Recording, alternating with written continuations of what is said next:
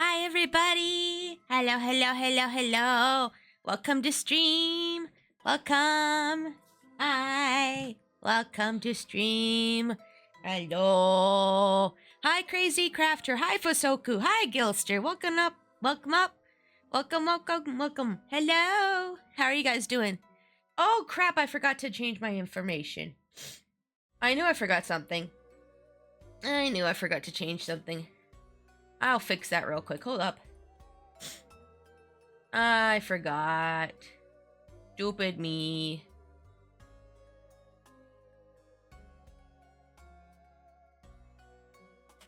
There we go. Okay, everybody. Wait, hold on. Okay, now refresh page, please. Refresh your pages, please, for the correct information. Thank you. Thank you. Please refresh your pages for the correct information. I forgot to update. I'm stupid. Hi, Moon Mist. Hi. Welcome to stream. How are you doing today? I hope you're having a great day. Welcome, welcome. Ah, thank you for the hydrate. Welcome in, Cam. Hello. Hello, hello, hello. Viewers beware. We're in for a scare. Hi, everybody. How are you doing today? I hope you guys are having a great day. Today, we're going to read some Goosebumps. We're going to read... Excuse me. I just sneezed a bunch before I started stream, of course. Freaking allergies. Let me just take a sip of water. Redeem that hydrate. Redeem that hydrate. Elnis, hi. Welcome to stream. Hello. How are you doing today? I hope you're having a great day. I'm doing better than yesterday. That's good, Cam. I'm glad you're doing better. Yay. I'm doing good. I'm just grinding in one of my games. Nice. Nice, Moon Miss. I'm so happy that you're having fun with the VG game there. I'm going to pull my webcam just a bit closer so that it can match my mouth movements a little bit better. Since this is an ASMR reading stream, I need my webcam to accurately capture all my mouth movements. I feel like I'm gonna regret showing up since my uncle was a mega Goosebumps fan for a while and I was never a fan. Oh, well, I'm sorry, I guess. I don't know. Well, if you don't want to be here, you don't have to. But anywho, let's go ahead. We're gonna start reading the first book right off the bat, The Haunted Mask. The Haunted Mask, if looks could kill. Also, did you guys know that they recently updated a lot of the artwork for the covers for these books? It's pretty cool. If you go to the actual website, you can go through like a bunch of the classic Goosebump books, and they updated like the covers. Like One Day at Horrorland, this is what the new one looks like, and this is what the old one looks like. Isn't that neat? They updated a bunch of the art, and it's actually really pretty, really nice. I like the updated art. I like the old art too, but I think the updated art looks really neat. I think the updated art looks really neat. Alrighty then, bye. Bye! Bye! Bye, I don't need your negativity here, bye. Jeez. Okay, anywho, sorry about that. Sorry about that, guys. We're gonna have a more positive time today. We're gonna have a more positive time today. I'm sorry. I don't know why people have to be negative in my stream like that. But, anywho, let's have a good time and read some Goosebumps. Okay, guys? Okay. Alrighty. Anywho, the haunted mask. Let us begin. It's cool that they did that to the old books. I think so too. I like that they updated it and it doesn't look like bad, because a lot of horror books get updated in their looks and then they're not as good looking anymore. Like they simplify it down too much and it gets all kind of corporate looking. Hold on, I'm just gonna resize this a little bit. Just gonna resize this a little bit so that it looks a little bit better for y'all. I'm just gonna resize this a little bit so it looks better for y'all while I'm scrolling through. There we go. That looks cleaner. That looks cleaner. That looks nice and clean. Hold on a second. I gotta handle something. Just for a moment. I apologize. Let's see here.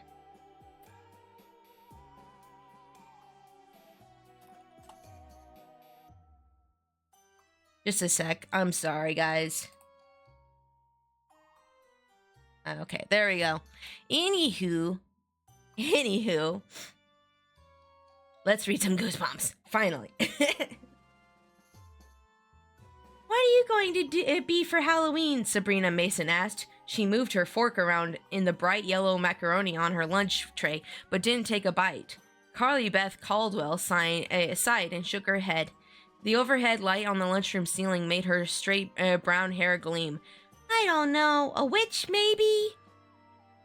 Let's see here. Oh, wait. Sorry. I was looking at chat and then looking back. Sabrina's mouth dropped a bit. You, a witch? Well, why not? Carly Beth demanded, staring across the long table at her friend. I thought you were afraid of witches, Sabrina replied. She raised a fork full of macaroni to her mouth and started to chew. This macaroni is made of rubber, she complained, chewing hard. Remind me to start packing a lunch. I'm not afraid of witches, Carly Beth insisted, her dark eyes flashing angrily. You just think I'm a big scaredy cat, don't you? Sabrina giggled. Yeah. She flipped her black ponytail behind her shoulders with a quick toss of her head. Hey, don't eat the macaroni, really, Carly Beth. Carly Beth, it's gross. She reached across the table to keep Carly Beth from raising her fork. But I'm starving, Carly Beth complained. Matterx, welcome to stream. Hello. How are you doing today? Welcome to stream. Hello. Hope you're having a great day. Welcome in. Sorry, my nose is a bit runny. Allergies. Of course I have to have allergies on an ASMR stream day. Of course. You're reading The Hobbit? Ooh. Well, I hope you'll have some time to read Goosebumps with us as well. I hope you have some time to read Goosebumps with us as well, because we're doing a Goosebumps stream today. Yay! The lunchroom grew crowded and noisy. At the next table, a group of 5th grade boys were tossing a half-full milk carton back and forth. Carly Beth saw Chuck Green ball up a bright red fruit roll-up and shove the whole sticky thing in his mouth. I've done that. I've done that plenty of times. I have no regrets. And just ball up the whole roll-up and stick it and just eat it all at once. It's been years since I last read these books. Oh man, yeah. They updated the art for them recently too, and it looks really nice. I mean, the old art's really nice too, but this is nice too. Let's see here. Where am I? Oh no, gotta keep my place. Yuck! She made a disgusted face at him. Then she turned back to Sabrina. I am not a scaredy cat, Sabrina. Just because everyone picks on me and... Carly Beth, what about last week? Remember at my house? Sabrina ripped open a bag of tortilla chips and offered some across to the table to her friend. You mean the stupid ghost thing? Carly Beth replied. That was really stupid. But you believed it, Sabrina said with a mouthful of chips. You really believed my attic was haunted. You should have seen the look on your face when the ceiling started to creak and we heard the footsteps up there. That was so mean, Carly Beth complained, rolling her eyes. Then when you heard the footsteps coming down the stairs, your face went all white and you screamed, Sabrina recalled. It was only Chuck and Steve. You know I'm afraid of ghosts, Carly Beth said, blushing. And snakes, and bugs, and loud noises, and dark rooms, and witches, Sabrina declared. I don't see why you have to make fun of me, Carly Beth pouted. She shoved her lunch tray away. I don't see why everyone always thinks it's so much fun to scare me. Even you, my best friend. That's what we call globalizing. Children do it a lot. Where it's like everyone, everything, all the time. Oh, let's see here. I'm sorry, Sabrina said sincerely. She reached across the table and squeezed Carly Beth's wrist reassuringly. You're just so easy to scare. It's hard to resist. Here, want some more chips? She shoved the bag towards Carly Beth. Maybe I'll scare you someday, Carly Beth threatened. Her friend laughed. No way! Carly Beth continued to pout. She was 11, but she was tiny, and with her round face and short stub of a nose, which she hated and wished would grow longer, she looked much younger. That's not going to be a problem when she hits her 30s. When she hits her 30s, she's going to be happy she looks younger than she is. Sabrina, on the other hand, was tall, dark, and sophisticated looking. She had straight black hair tied behind her head in a ponytail and enormous dark eyes. That's a weird descriptor for an 11-year-old. Sophisticated looking? I don't know. Okay, whatever. Anywho, everyone who saw them together assumed that Sabrina was 12 or 13. Oh my gosh, so old. But actually, Carly Beth was a month older than her friend. A month, a whole month. Oh, a whole month older, you guys. She might as well be a hag. Maybe I won't be a witch, Carly Beth said thoughtfully, resting her chin on her hands. Maybe I'll be a disgusting monster with hanging eyeballs and green slime dripping down my face. And a loud crash made Carly Beth scream. I keep saying Carly Breath. Carly Beth scream. Ah! It took a few seconds for her to realize it was just a lunch tray hitting the floor. She turned to see Gabe Moser, his face bright red, drop to his knees and start scooping his lunch off the floor. The lunchroom rang out with cheers and applause. Carly Beth hunched down in her seat, embarrassed that she had screamed. Oh no. Souls, hi, welcome to stream. How are you doing today? I hope you're having a great day. Hello. Yes. Hello, awesomeness, Pixie, and time to relax with Goosebumps. So peaceful. Yes. Let's see here. Okay. Sorry. I thought I had to deal with something else. Excuse me.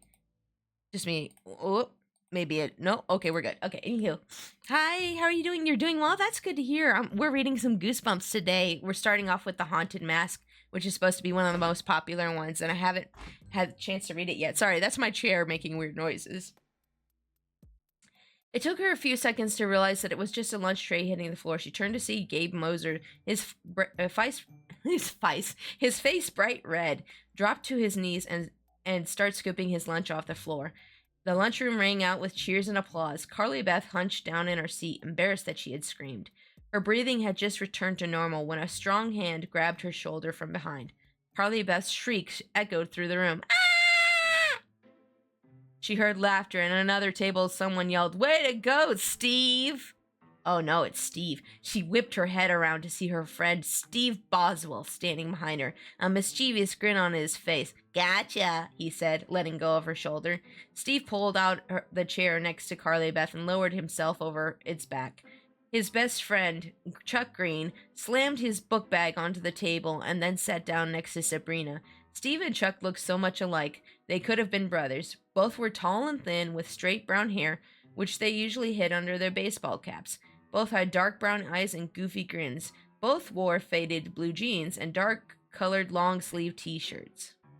And both of them loved to scare Carly Beth. They loved to startle her to make her jump and shriek. They spent hours dreaming up new ways to frighten her. You know, it's kind of funny, like back when I was in school, if you were getting this kind of behavior from boys, your parents would often tell you, "Oh, that must mean they like you." But no, it's just them being awful. That's not it. No, they're just being bad. No, they're just being bad. This isn't behavior you want. Trust me. She vowed every time that she would never fall for one of those stupid tricks again. But so far, they had won every time. Carly Beth always threatened to pay them back, but in all the time they've been friends, she hadn't been able to think of anything good enough. Chuck reached for the few remaining chips in Sabrina's bag. She playfully slapped his hand and went, "Get your own." Steve held a crinkled hunk of aluminum foil under Carly Beth's nose. "Want a sandwich? I don't want it." Carly Beth sniffed it suspiciously. "What kind is it? I'm starving." It's a turkey sandwich. Here," Steve said, handing it to Carly Beth. "It's too dry. My mom forgot the mail. You want it?" "Yeah, sure, thanks," Carly Beth exclaimed. She took the sandwich from him and peeled back the aluminum foil. Then she took a big bite of the sandwich. As she started to chew, she realized that both Steve and Chuck were staring at her with big grins on their faces. Something tasted funny, kind of sticky and sour. Hold on a second. Oh, good. Bobo's using the litter box? Okay, good. Yeah. Sorry, we have 2 different litter boxes in the house that we swap out. And once in a while, there's one in our bedroom, and then there's one out here in the living room that Boba uses. He uses both of them. But we switched them recently because the other one really needs a good cleaning. And he wasn't using his litter box, and I was worried that we messed up. But bunnies are very particular about which litter box they prefer to use. And he prefers to use the one on the litter box more often. Sorry, I had to clear my nose for a second. Boba Bunny. Yes, Boba Bunny. Yes. Something tasted funny, kind of sticky and sour. Carly Beth stopped chewing. Chuck and Steve were laughing now. Sabrina looked confused. Carly Beth uttered a disgusted groan and spit the chewed-up sandwich hunk into a napkin. Then she pulled the bread apart and saw a big brown worm resting at the top of the turkey.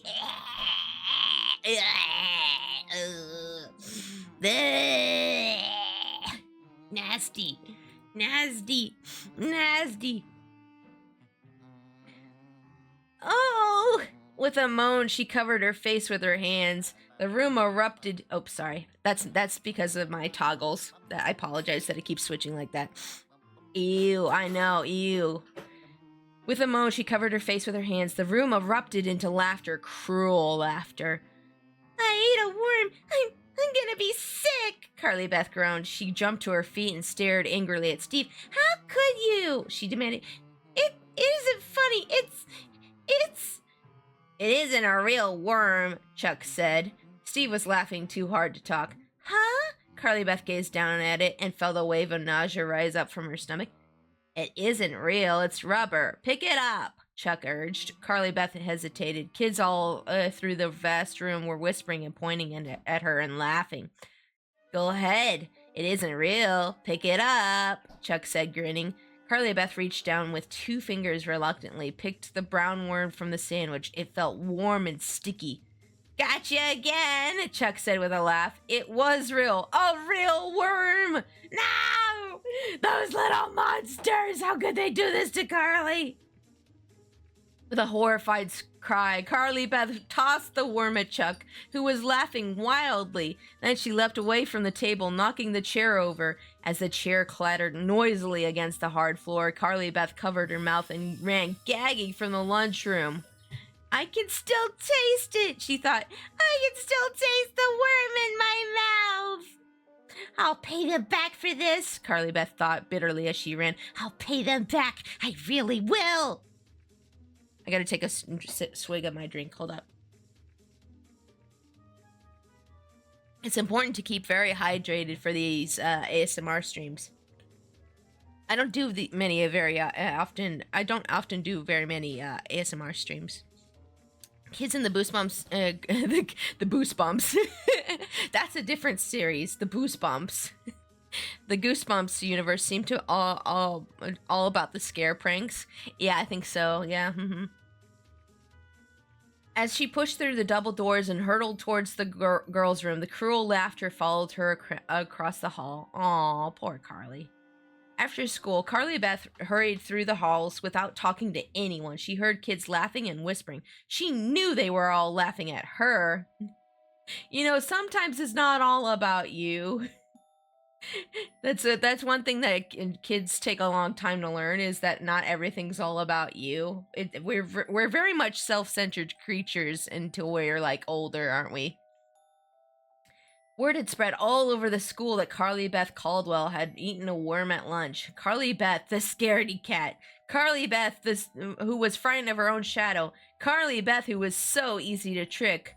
You know what? If I were her, well, this is probably something more of a mature adult thing would do. But like, if my brain was in her body, I'd be like, yeah, I ate the worm. Yeah, I did it, and I'd do it again. Yeah, I'm weird like that. You better not mess with me. Be based about it, and then it's like less of a thing. But kids aren't based, so you know. Let's see here. Chuck and Steve had sneaked a real worm, a real fat brown worm, into a sandwich, and Carly Beth had taken a big bite. What a jerk! Carly Beth ran all the way home, 3 long blocks. Her anger grew with every step. How could they do that to me? They're supposed to be my friends! Why do they think it's so funny to scare me? She burst into the house, breathing hard. Maybe they're not your friends if they treat you like that. I don't know. I mean, I don't know about you guys, but my friends don't normally put worms in my sandwiches. I don't know. That's not usually a thing friends do. Anybody home? She called, stepping into the hallway and leaning against the banister to catch her breath. Her mother hurried out from the kitchen. Carly Beth, hi, what's wrong? I ran all the way, Carly Beth told her, pulling off her blue windbreaker. Blah, blah, blah, blah, blah. Oh my gosh. Why? Miss Caldwell asked. Just felt like it, Carly Beth replied moodily. Her mother took Carly Beth's windbreaker and hung it in the front closet for her. Then she brushed a hand affectionately through Carly Beth's soft brown hair.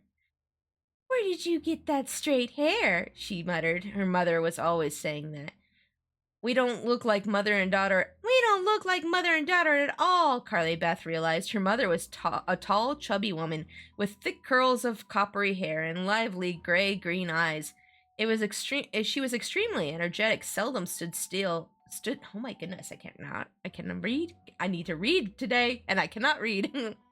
Seldom stood still and talked as rapidly as she moved. Today she was wearing a paint-stained gray sweatshirt over black lycra tights. What are lycra tights? What the heck? Was that a thing back in the day? Hold on, let's Google lycra tights.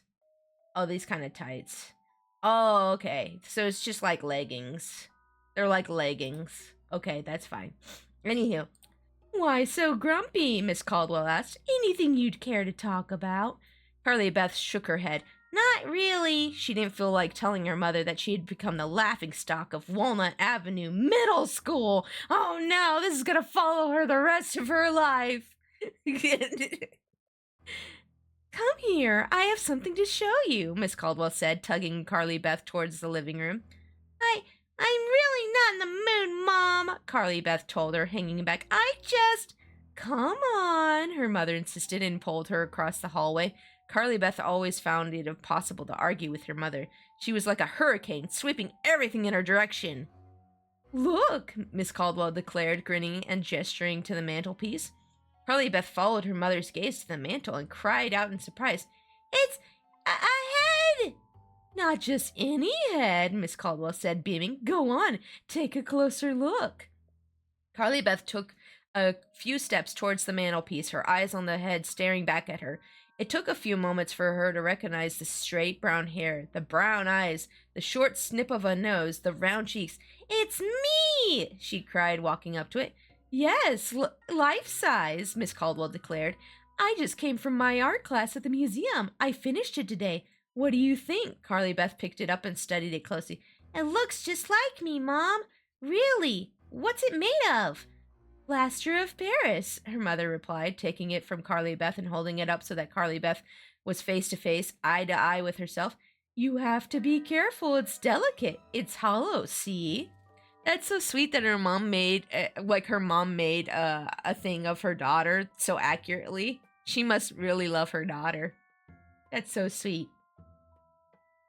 Carly Beth stared intently at the head, peering into her own eyes. It's kind of creepy, she muttered. I think I'm having an existential crisis. You mean because I did such a good job? Her mother demanded. It's just creepy, that's all. Oh, that's so mean.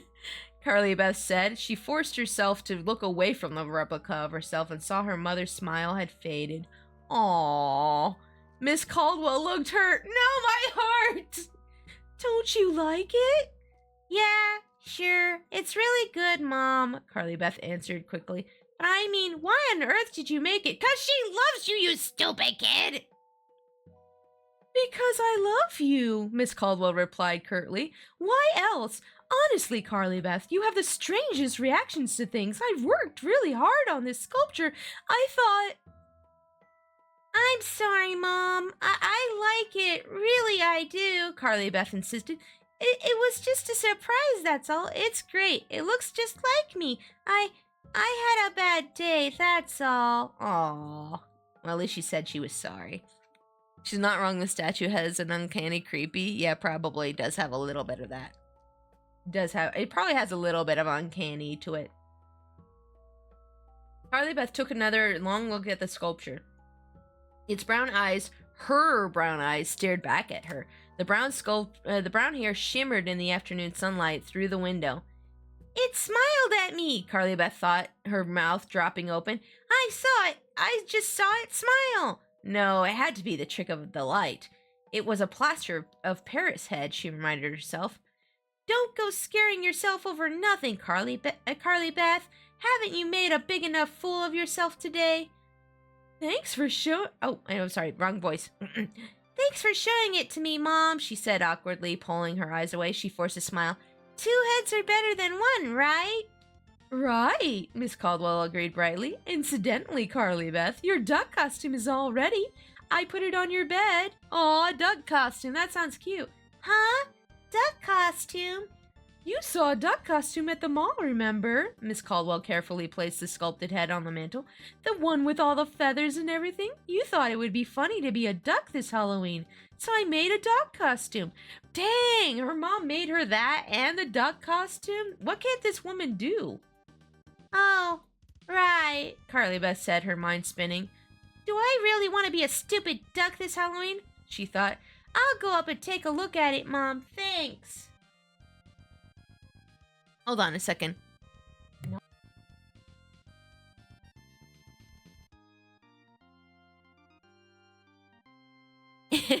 My hubby's like, did you read this one last year? I'm like, no. And he's like, oh, why do I remember it? And I'm like, oh, because we watched the Goosebumps episode of it.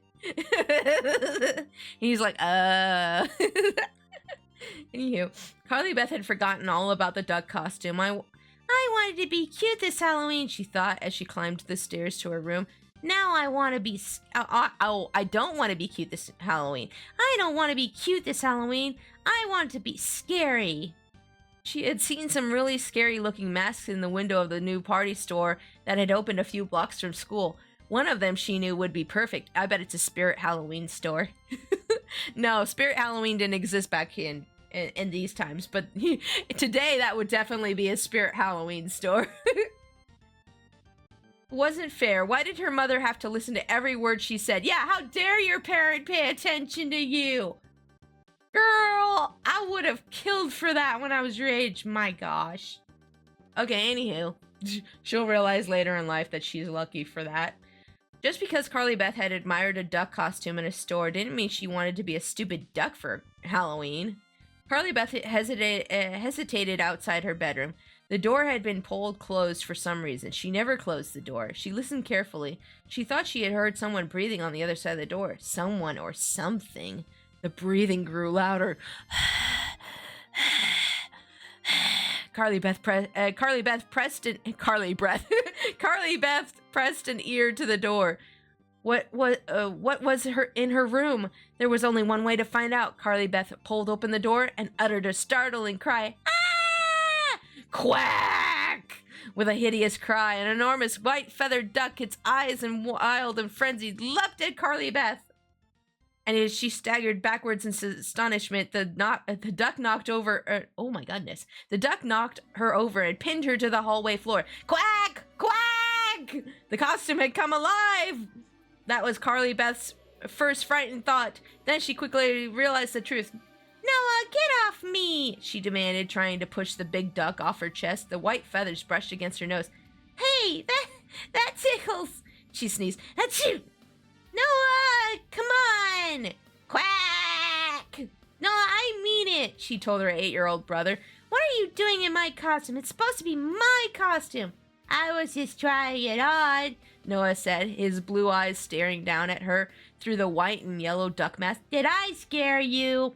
Not for a bit, Carly Beth lied. Now get up, you're heavy. He refused to budge. Why do you always want everything that's mine? Carly Beth demanded angrily. I don't, he replied. And why do you think it's funny to try to scare me all the time? She asked. I can't help it if you get scared every time I say boo, he replied nastily. Get up, get up! He quacked a few more times, flapping the feathery wings. Then he climbed to his feet. Can I have this costume? It's really neat. Carly Beth frowned and shook her head. You got feathers all over me. You're molting. Molting? What's that mean? Noah demanded. He pulled off the mask. His blonde hair was damp with sweat and matted against his head. It means you're going to be a bald duck, Carly Beth told him. I don't care. Can I have this costume? Noah asked, examining the mask. It fits me. Really?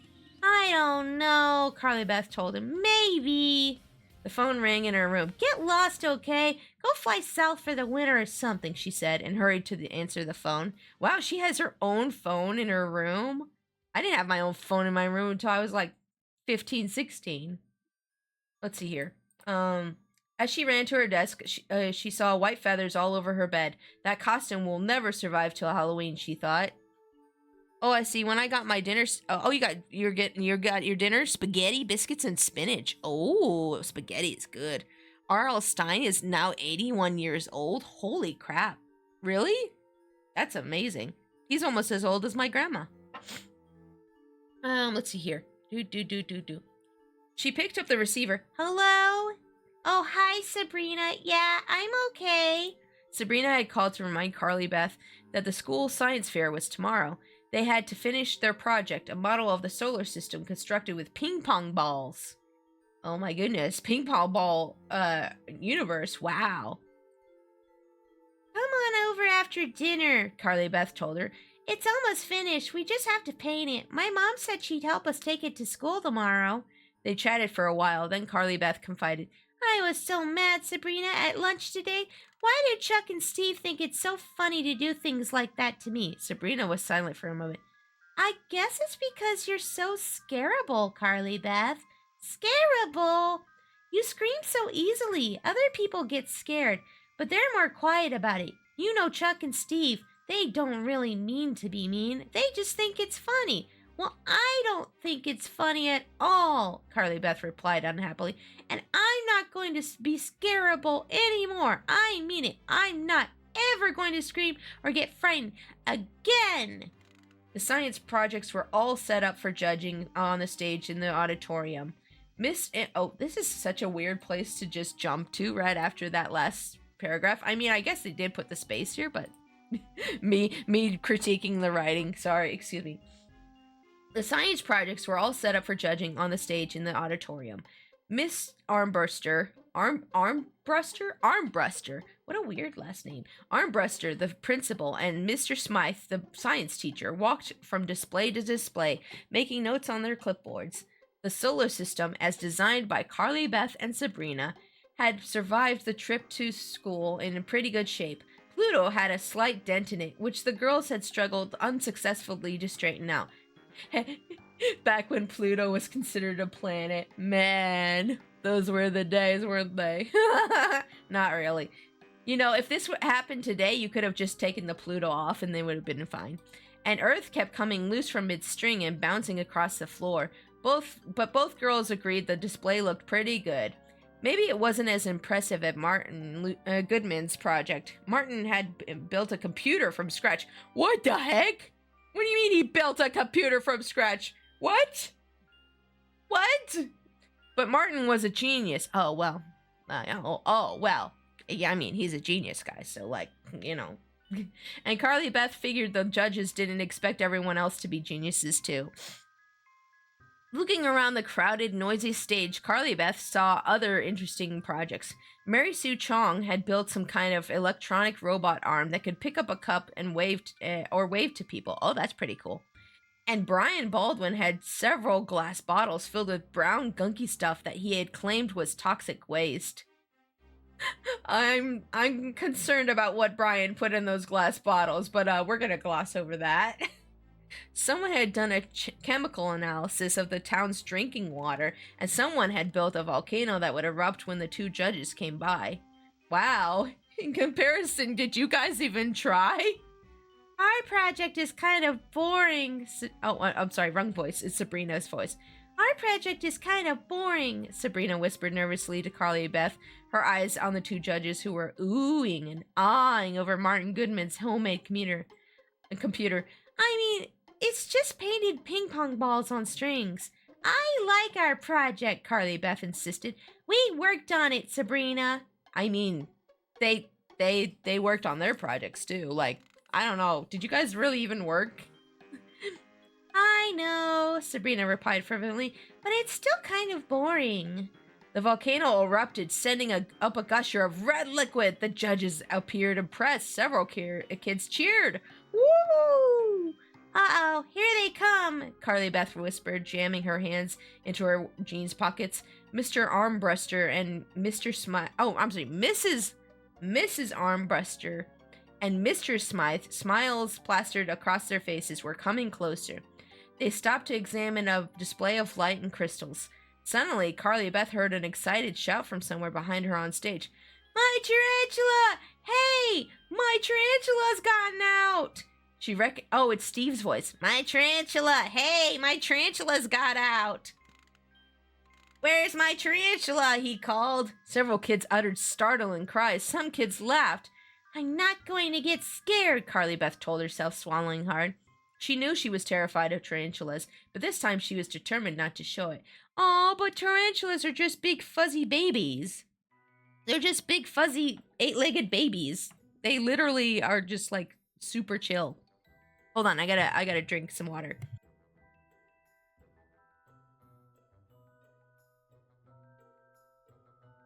One of my in real life friends, when he was younger, he had a tarantula named Margarita. Yeah. I've heard stories about Margarita before. She sounded nice. Let's see here. But then she felt something pinch the back of her leg and dig its spiny pincer into her skin. What? Villainizing tarantulas in my Goosebumps book? How dare! And Carly Beth uttered a shrill scream of terror that rang out through the auditorium. That just randomly just bites her for like no reason. Okay, sure. All right. Okay.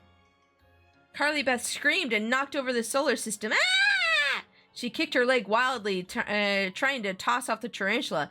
Ping pong ball planets bounced all over the floor. She screamed again. Get it off me! Get it off! Carly Beth, stop! Sabrina pleaded. You're okay. You're okay. It took Carly Beth a long while to realize that everyone was laughing. Her heart pounding, she spun around to find Steve down on his hands and knees behind her. Oh, he pinched her. Oh, the tarantula didn't actually bite her. Oh, that's really nasty. Oh, that's mean. Oh, I don't like Steve. Steve is a jerk. He made a pinching motion with his thumb and finger. Gotcha again, he said, grinning up at her. No, Carly Beth cried. There was no tarantula, she realized. Steve had just pinched her leg. She raised her head and saw all the kids all over the stage were laughing. Mrs. Armbruster and Mr. Smythe were laughing too. With a cry of anger, Carly Beth tried to kick Steve in the side, but he spun away. She missed. Help me pick up the planets, she heard Sabrina say. Oh, I'm sorry, that's Sabrina. Help me pick up the planets, she heard Sabrina say, but Sabrina seemed far, far away. All Carly Beth could hear was the pounding of her heart and the laughter of the kids all around her. Oh no, not the anxiety. No! Steve had climbed to his feet. He and Chuck were side by side, grinning at her, slapping each other high fives. Carly Beth, help me! Sabrina pleaded, but Carly Beth had spun away, jumped off the stage and ran, escaping up the dark auditorium aisle. I'm going to pay Steve and Chuck back, she vowed angrily, her sneakers thudding loudly up to the concrete aisle. I'm going to scare them, really scare them. But how? How, Carly Beth, how? Okay, what time should I meet you? Carly Beth asked, cradling the phone between her chin and shoulder. On the other end of the line, Sabrina considered for a moment. How about 7:30? It was Halloween. The plan was to meet at Sabrina's house, then go trick-or-treating through the entire neighborhood. The earlier the better. The earlier the better. We'll get more candy. Did Steve call you? Yeah, he called, Carly Beth replied bitterly. Did he apologize? Yeah, he apologized, Carly Beth muttered, rolling her eyes. Big deal. I mean, he already made me look like a jerk in front of the entire school. What good is an apology? I think he felt bad, Sabrina replied. I hope he felt bad, Carly Beth exclaimed. It was so mean. It was a dirty trick, Sabrina agreed, and then she added, but you'll have to admit it was kind of funny. I don't have to admit anything, Carly Beth snapped. Has it stopped raining? Sabrina asked, changing the subject. Carly Beth pulled back the curtain to glance out her bedroom window. The evening sky was charcoal gray, dark clouds covered low, but the rain had stopped. The street glistened wetly under the light of the street lamp. No rain, I've got to go. See you at 7:30, Carly Beth said, speaking rapidly. Hey, wait, what's your costume? Sabrina demanded. It's a surprise, Carly Beth told her and hung up.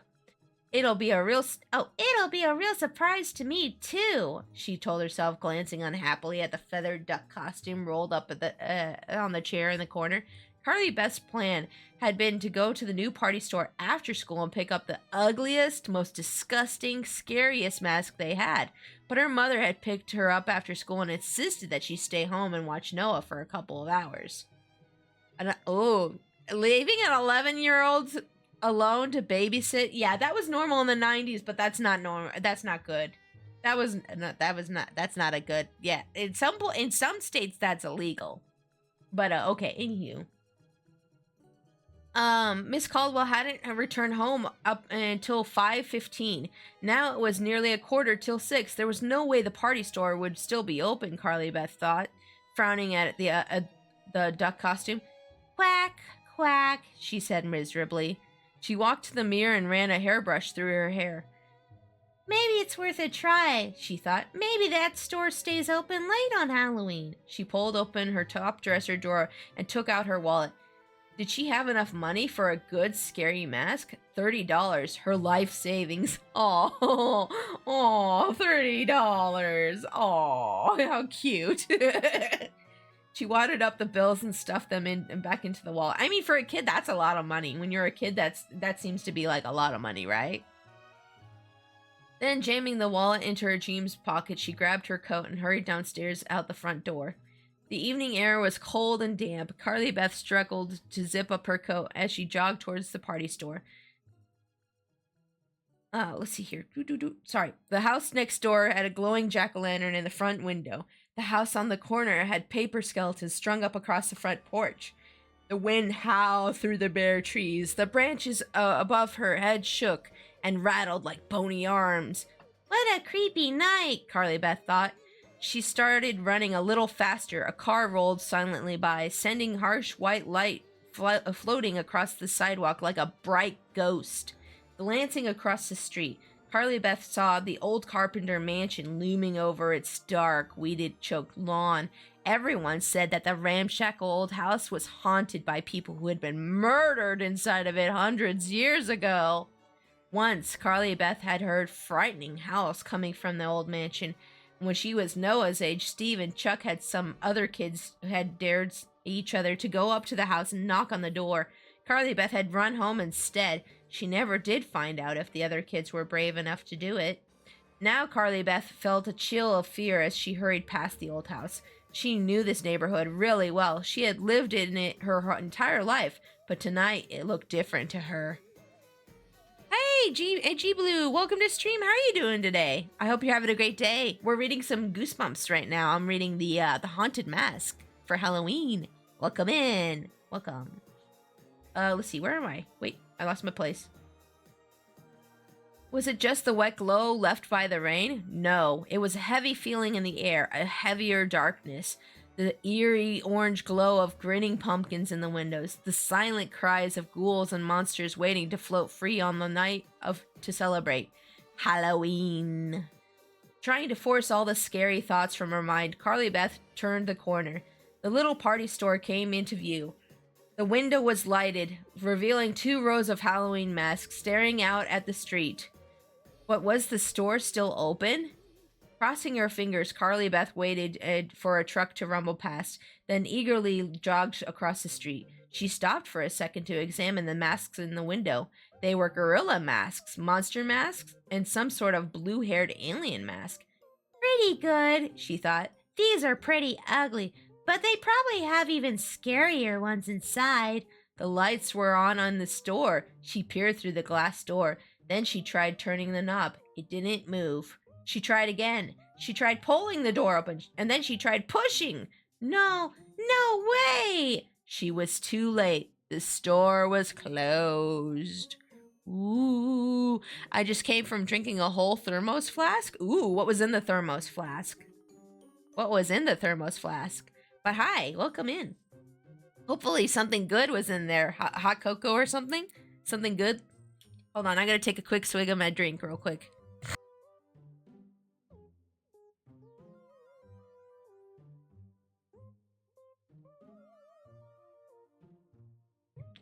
Oh, water. Oh, water's good too. Yes, it's very important to hydrate. Yes.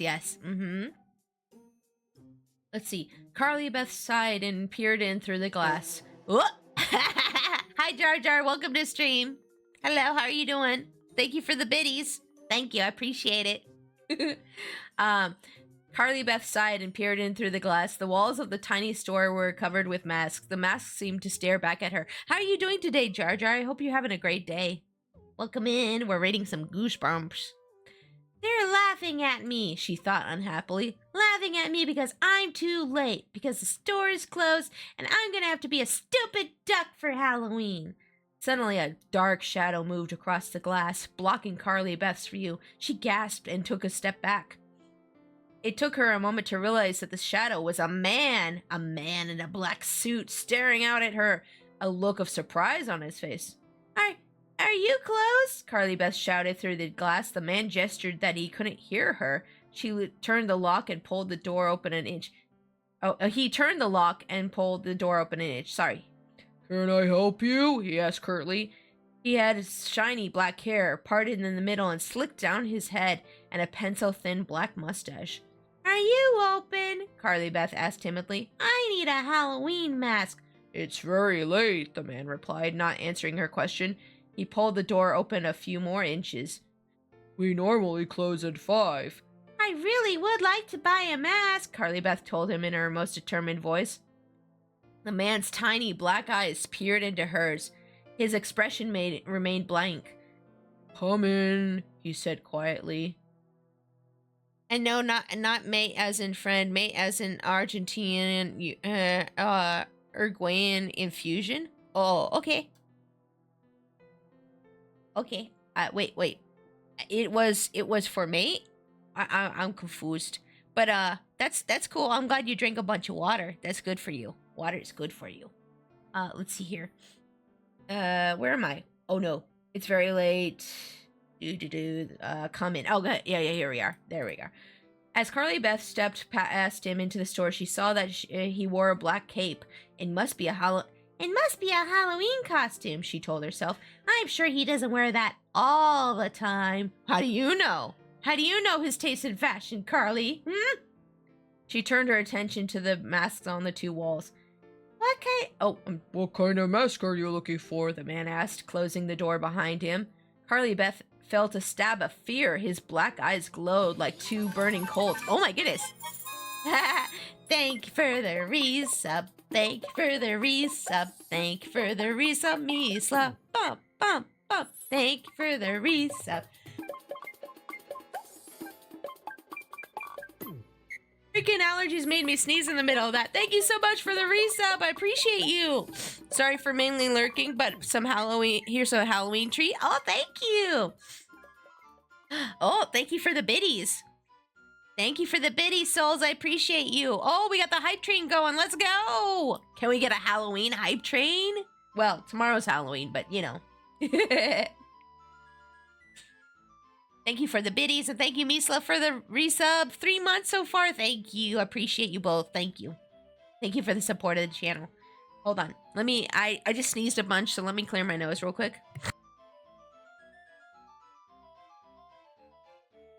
Okay, we're good. Anthony, hi! Welcome to stream. How are you doing today? We're reading some Goosebumps. Right now I'm reading The Haunted Mask. The Haunted Mask. How are you doing? I hope you're having a great pre-Halloween. The day before Halloween Eve. Yeah, Halloween Eve. Yeah, Halloween Eve. Welcome, welcome, welcome.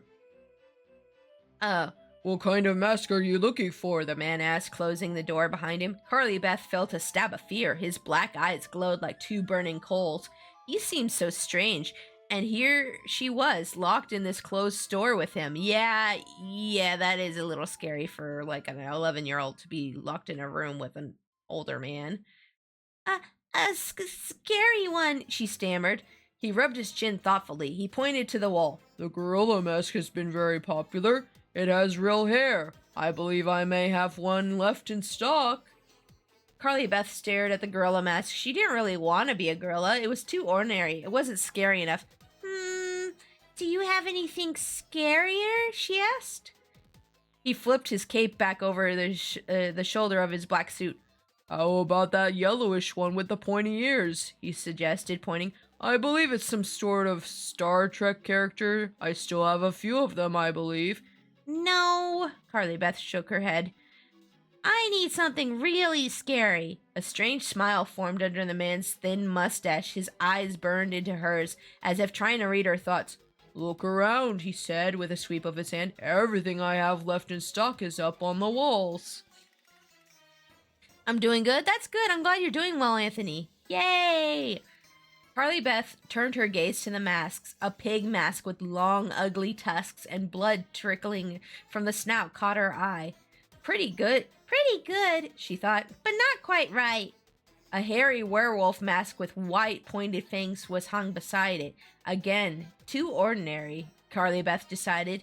Her eyes glanced over a green Frankenstein mask, a Freddy Krueger mask that came with Freddy's hand. Ooh, that's cool. I'd get that. Complete with long silvery blades for fingers and an E.T. mask. Man, so 90s. Just not scary enough, Carly Beth thought, starting to feel a little desperate. I need something that will really make Steve and Chuck die of fright. Young lady, I am afraid I must ask you to make your choice, the man in the cape said softly. He had moved behind the narrow counter at the front door and was turning a key in the cash register. We really are closed after all. I'm sorry. It's just that... Carly Beth started. The phone rang before she could finish explaining. The man picked it up quickly and began talking in a low voice, turning his back to Carly Beth. She wandered toward the back of the store, studying the mask as she walked. She passed a black cat mask with long, ugly yellow fangs. A vampire mask with bright red blood trickling down its lips was hung next to a grinning bald mask of Uncle Fester from the Addams family. Oh my god. Oh my god. Not right, Carly Beth thought, frowning. She hesitated when she spotted a narrow door slightly opened at the back of the store. Was there another room? Were there more masks back there? She glanced to the front. The man hidden behind his cape still had his back to her as he talked on the phone. Carly Beth, oh, you tried Candy Grand 100? Ooh, nice. Was it good? Carly Beth gave the door a hesitant push to the peek inside. The door creaked open. Pale orange light washed over the small, shadowy black room. Carly Beth stepped inside and gasped in amazement.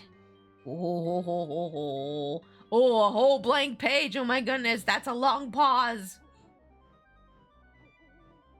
Let's see here. Hold on. Let me take another sip of my drink real quick.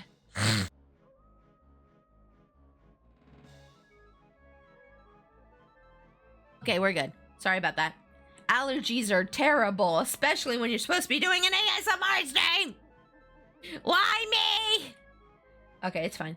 24 empty eye sockets stared blindly at Carly Beth. They gaped in horror at the distorted. She gaped in horror at the distorted, deformed faces. They were masks, she realized. 2 shelves of masks. But the masks were so ugly, so grotesque, so real. They made her breath catch in her throat. Carly Beth gripped the doorframe, reluctant to enter the tiny back room, but staring into the dim orange light, she studied the hideous masks. One mask had long, stringy yellow hair falling over its bulging green forehead.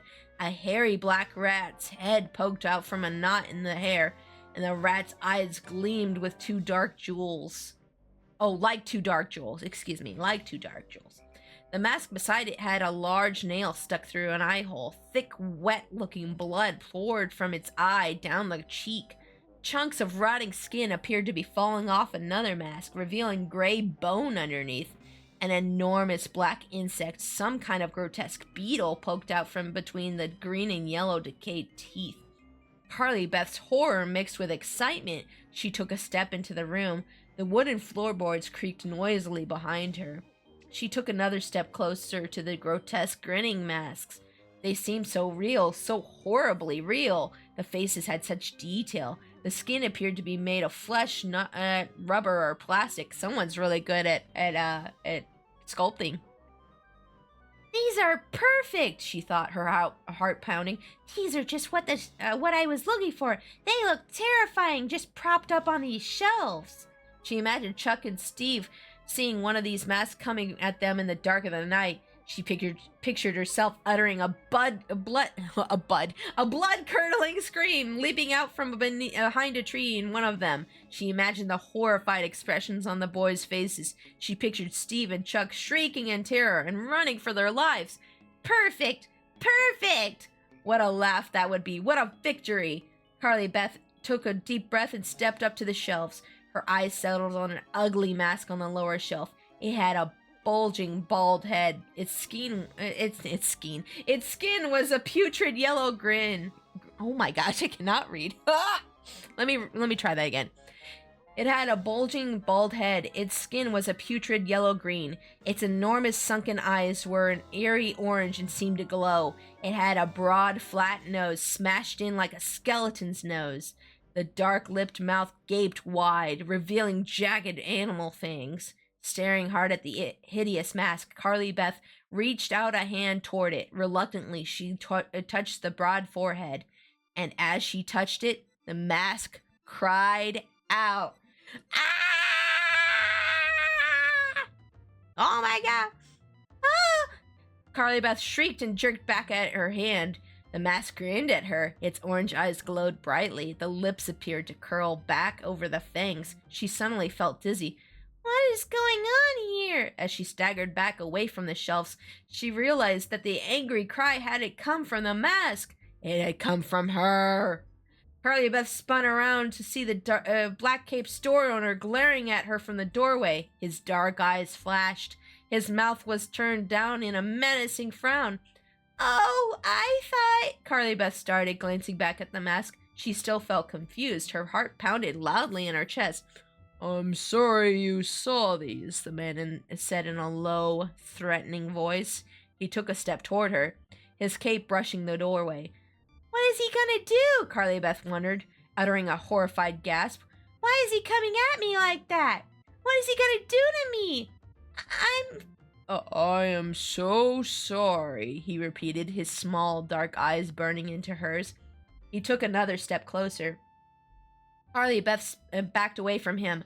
Then she uttered a startled cry as she backed into the display shelves. The hideous mask jiggled and quaked as if alive. What do you mean? She managed to choke out. I was just... I'm sorry you saw these because they're not for sale, the man said softly. Okay. Guys, he's not gonna kill her. Okay, he's not gonna kill her. We're good. He stepped past her and straightened one of the masks on the stand. Carly Beth breathed a loud sigh of relief. He didn't mean to scare him. He didn't mean to scare me, she told herself. I'm scaring myself. She crossed her arms in front of her coat and tried to force her heartbeat to return to normal. She stepped to the side as the store owner continued to arrange the masks, handling them carefully, brushing their hair with one hand, tenderly dusting off their bulging, blood-covered foreheads. Not for sale, why not? Carly Beth demanded. Her voice came out tiny and shrill. Too scary, the man replied. He turned to smile at her. But I want a really scary one, Carly Beth told him. I want that one. She pointed to the mask that she had touched, the mask with the open mouth and its terrifying jagged fangs. Too scary, the man repeated, pushing his cape behind his shoulder. But it's Halloween, Carly Beth protested. I have a really scary gorilla mask, the man said, motioning for Carly Beth to go back to the front room. Very scary. Looks like it's growling. It will give you a good I will give you a good price on it since it's so late. Let's see here. Carly Beth shook her head, her arms crossed defiantly in front of her. A gorilla mask won't scare Stephen Chuck, she said. The man's expression changed. Who? My friends, she told him. I have to have that one, she insisted. It's so scary. I'm almost afraid to touch it. It's perfect. It's too scary, the man repeated, lowering his eyes to it. He ran his hand over the green forehead. I can't take responsibility. It's so real looking, Carly Beth gushed. They'll both faint. I know they will. Then they'll never try to scare me again because they'll be dead. Dead, I tell you. I'm gonna kill them. Young lady, the store owner started, glancing impatiently at his watch. I really must insist that you make up your mind. I am a patient man, but... Please, Carly Beth begged.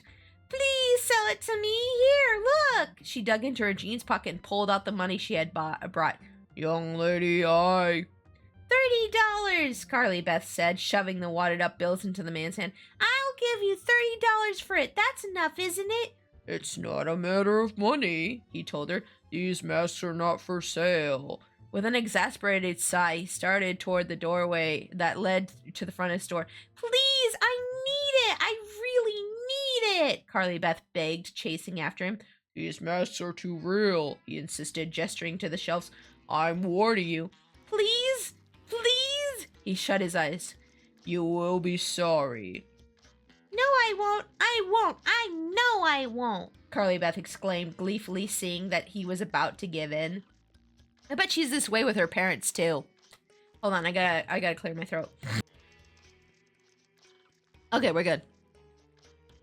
Freaking allergies make everything terrible for an ASMR stream. I swear. Okay, He opened his eyes. He shook his head. She could see that he was debating with himself. With a sigh, he tucked the money into his coat pocket. Then he carefully lifted the mask from the shelf, straightened the pointed ears, and started to hand it to her. Hold on.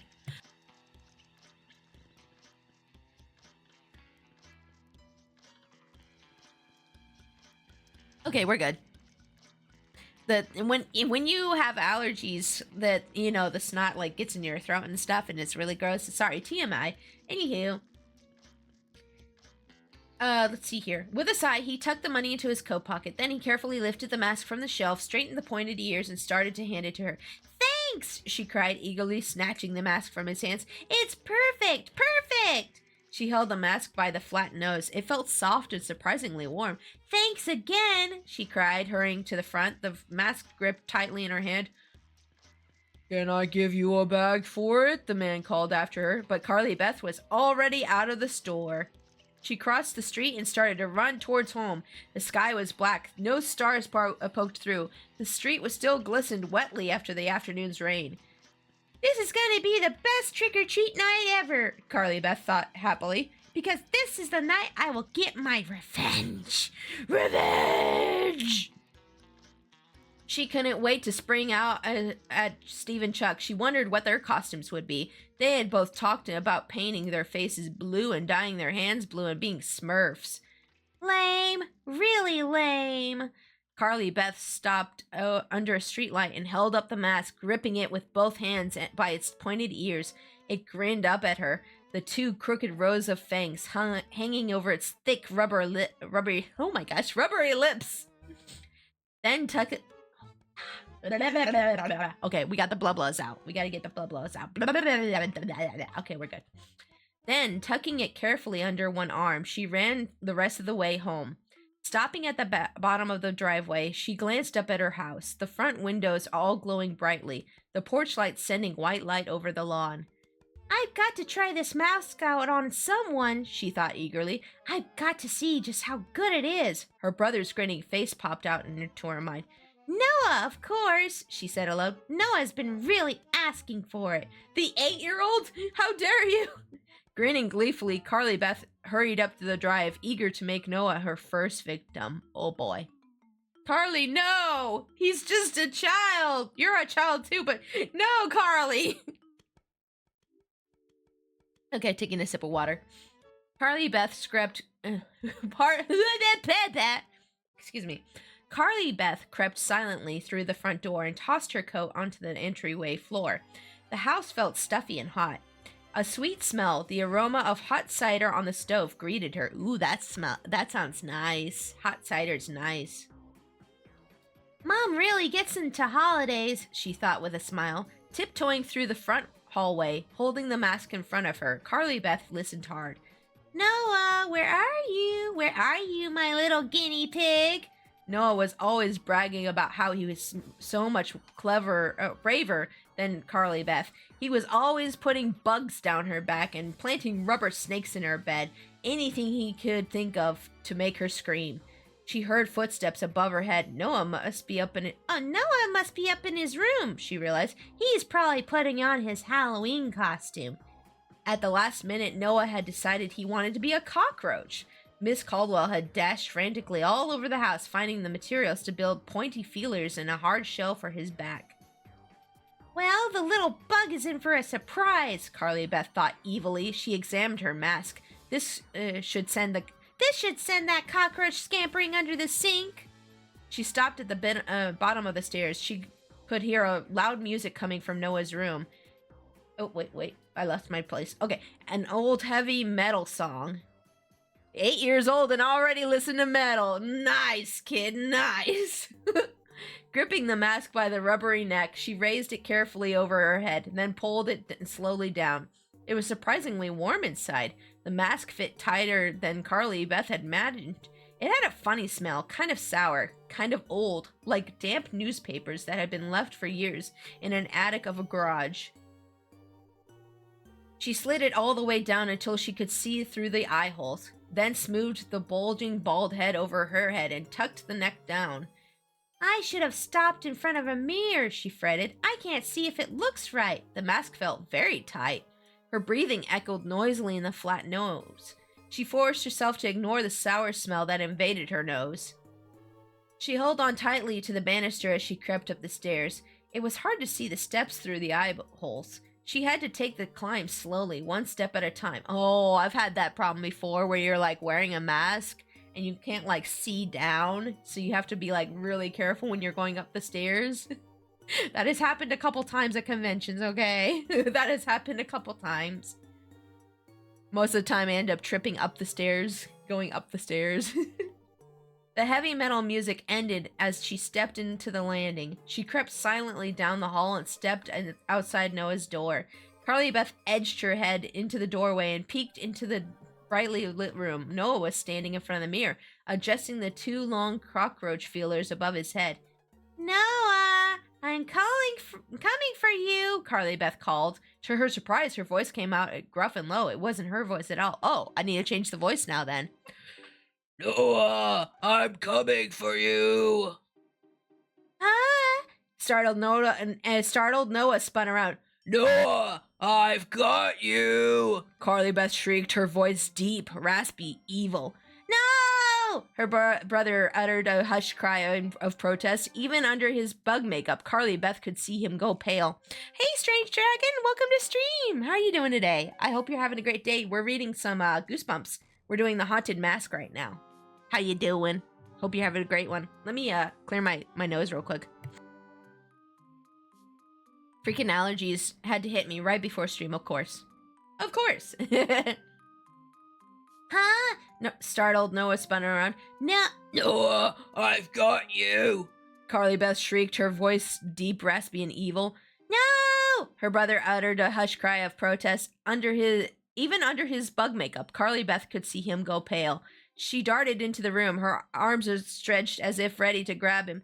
No, please! He cried, his expression terrified. Who are you? How did you get in? He doesn't even recognize me. He doesn't even recognize me, Carly Beth thought gleefully, and he's scared to death.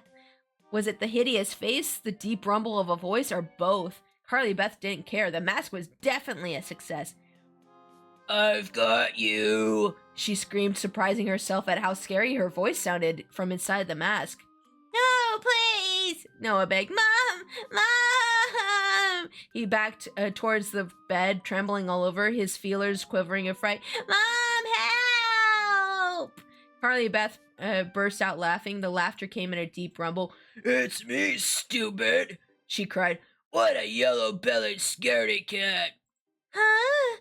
Still huddled by the bed, Noah stared hard at her. Don't you recognize my jeans?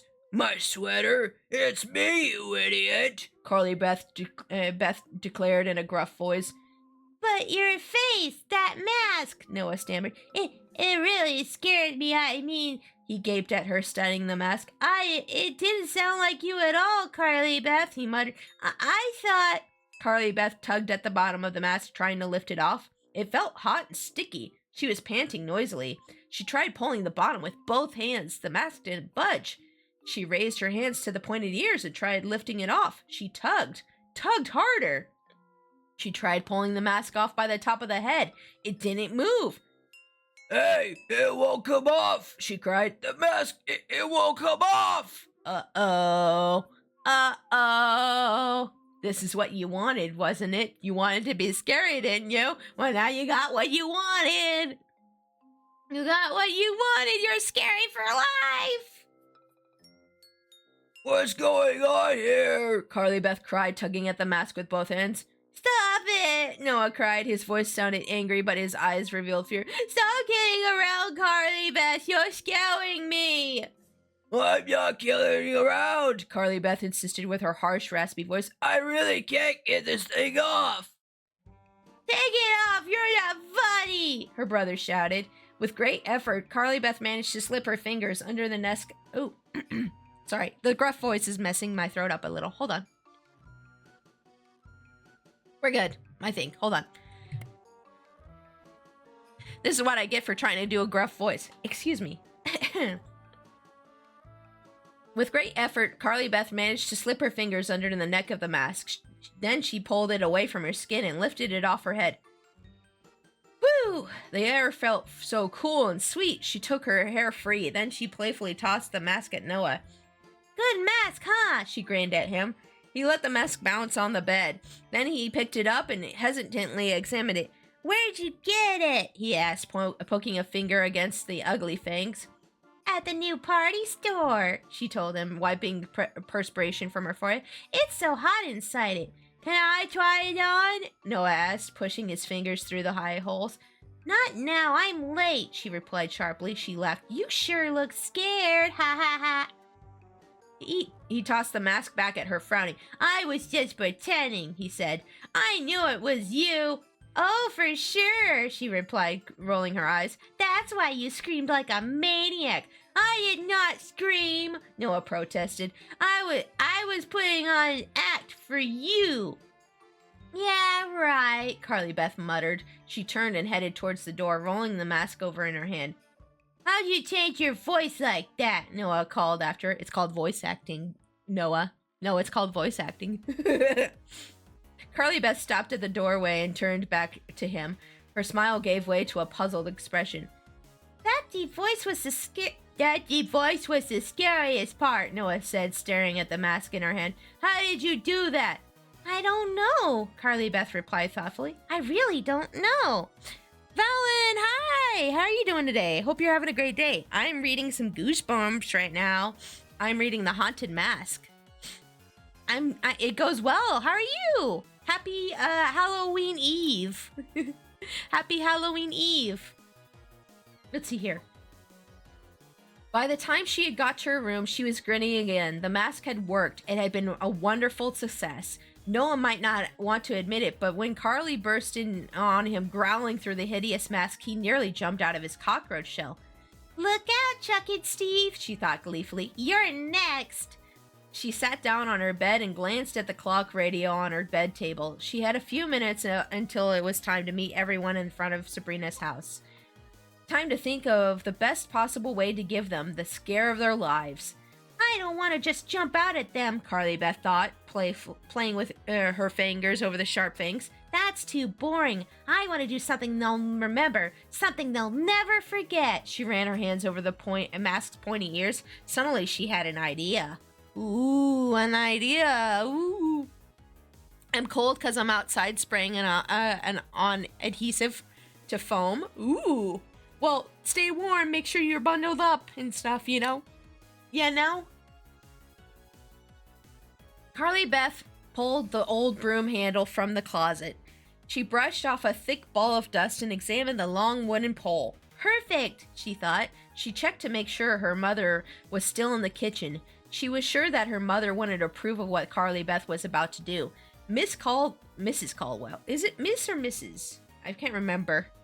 I'm always bad at that. It's Mrs., right? When it's a married lady, Mrs. Caldwell. Mrs. Caldwell still thought that Carly Beth was still going to wear the duck costume. Tiptoeing slightly into the living room, Carly Beth stepped up to the mantel and pulled down the plaster of Paris head her mother had sculpted. It really does just look like me, Carly Beth thought, holding the sculpture waist high and studying it carefully. It's so lifelike. Mom is really talented. Carefully, she placed the head on the broomstick. It balanced easily. She carried it over to the hallway mirror. It looks like I'm carrying my real head on a stick, Carly Beth thought, admiring it. A wide grin broke out across her face. Her eyes sparkled gleefully. Excellent! Yes, excellent, excellent. She leaned the head and stick against the wall and pulled on the mask. Once again, the sour aroma rushed into her nostrils. The heat of the mask seemed to wrap around her. The mask tightened against her skin as she pulled it down. Raising her eyes to the mirror, she nearly frightened herself. It's like a real face, she thought, unable to take her eyes away. My eyes seem a part of it. It doesn't look as if I'm peering out of eye holes. She moved the gruesome mouth up and down a few times. It moves like a real mouth, she realized. It doesn't look like a mask at all. It looks like a gross, deformed face. Working with both hands, she flattened the bulging forehead, smoothing it over her hair. Excellent, she repeated to herself, feeling her excitement grow. Excellent!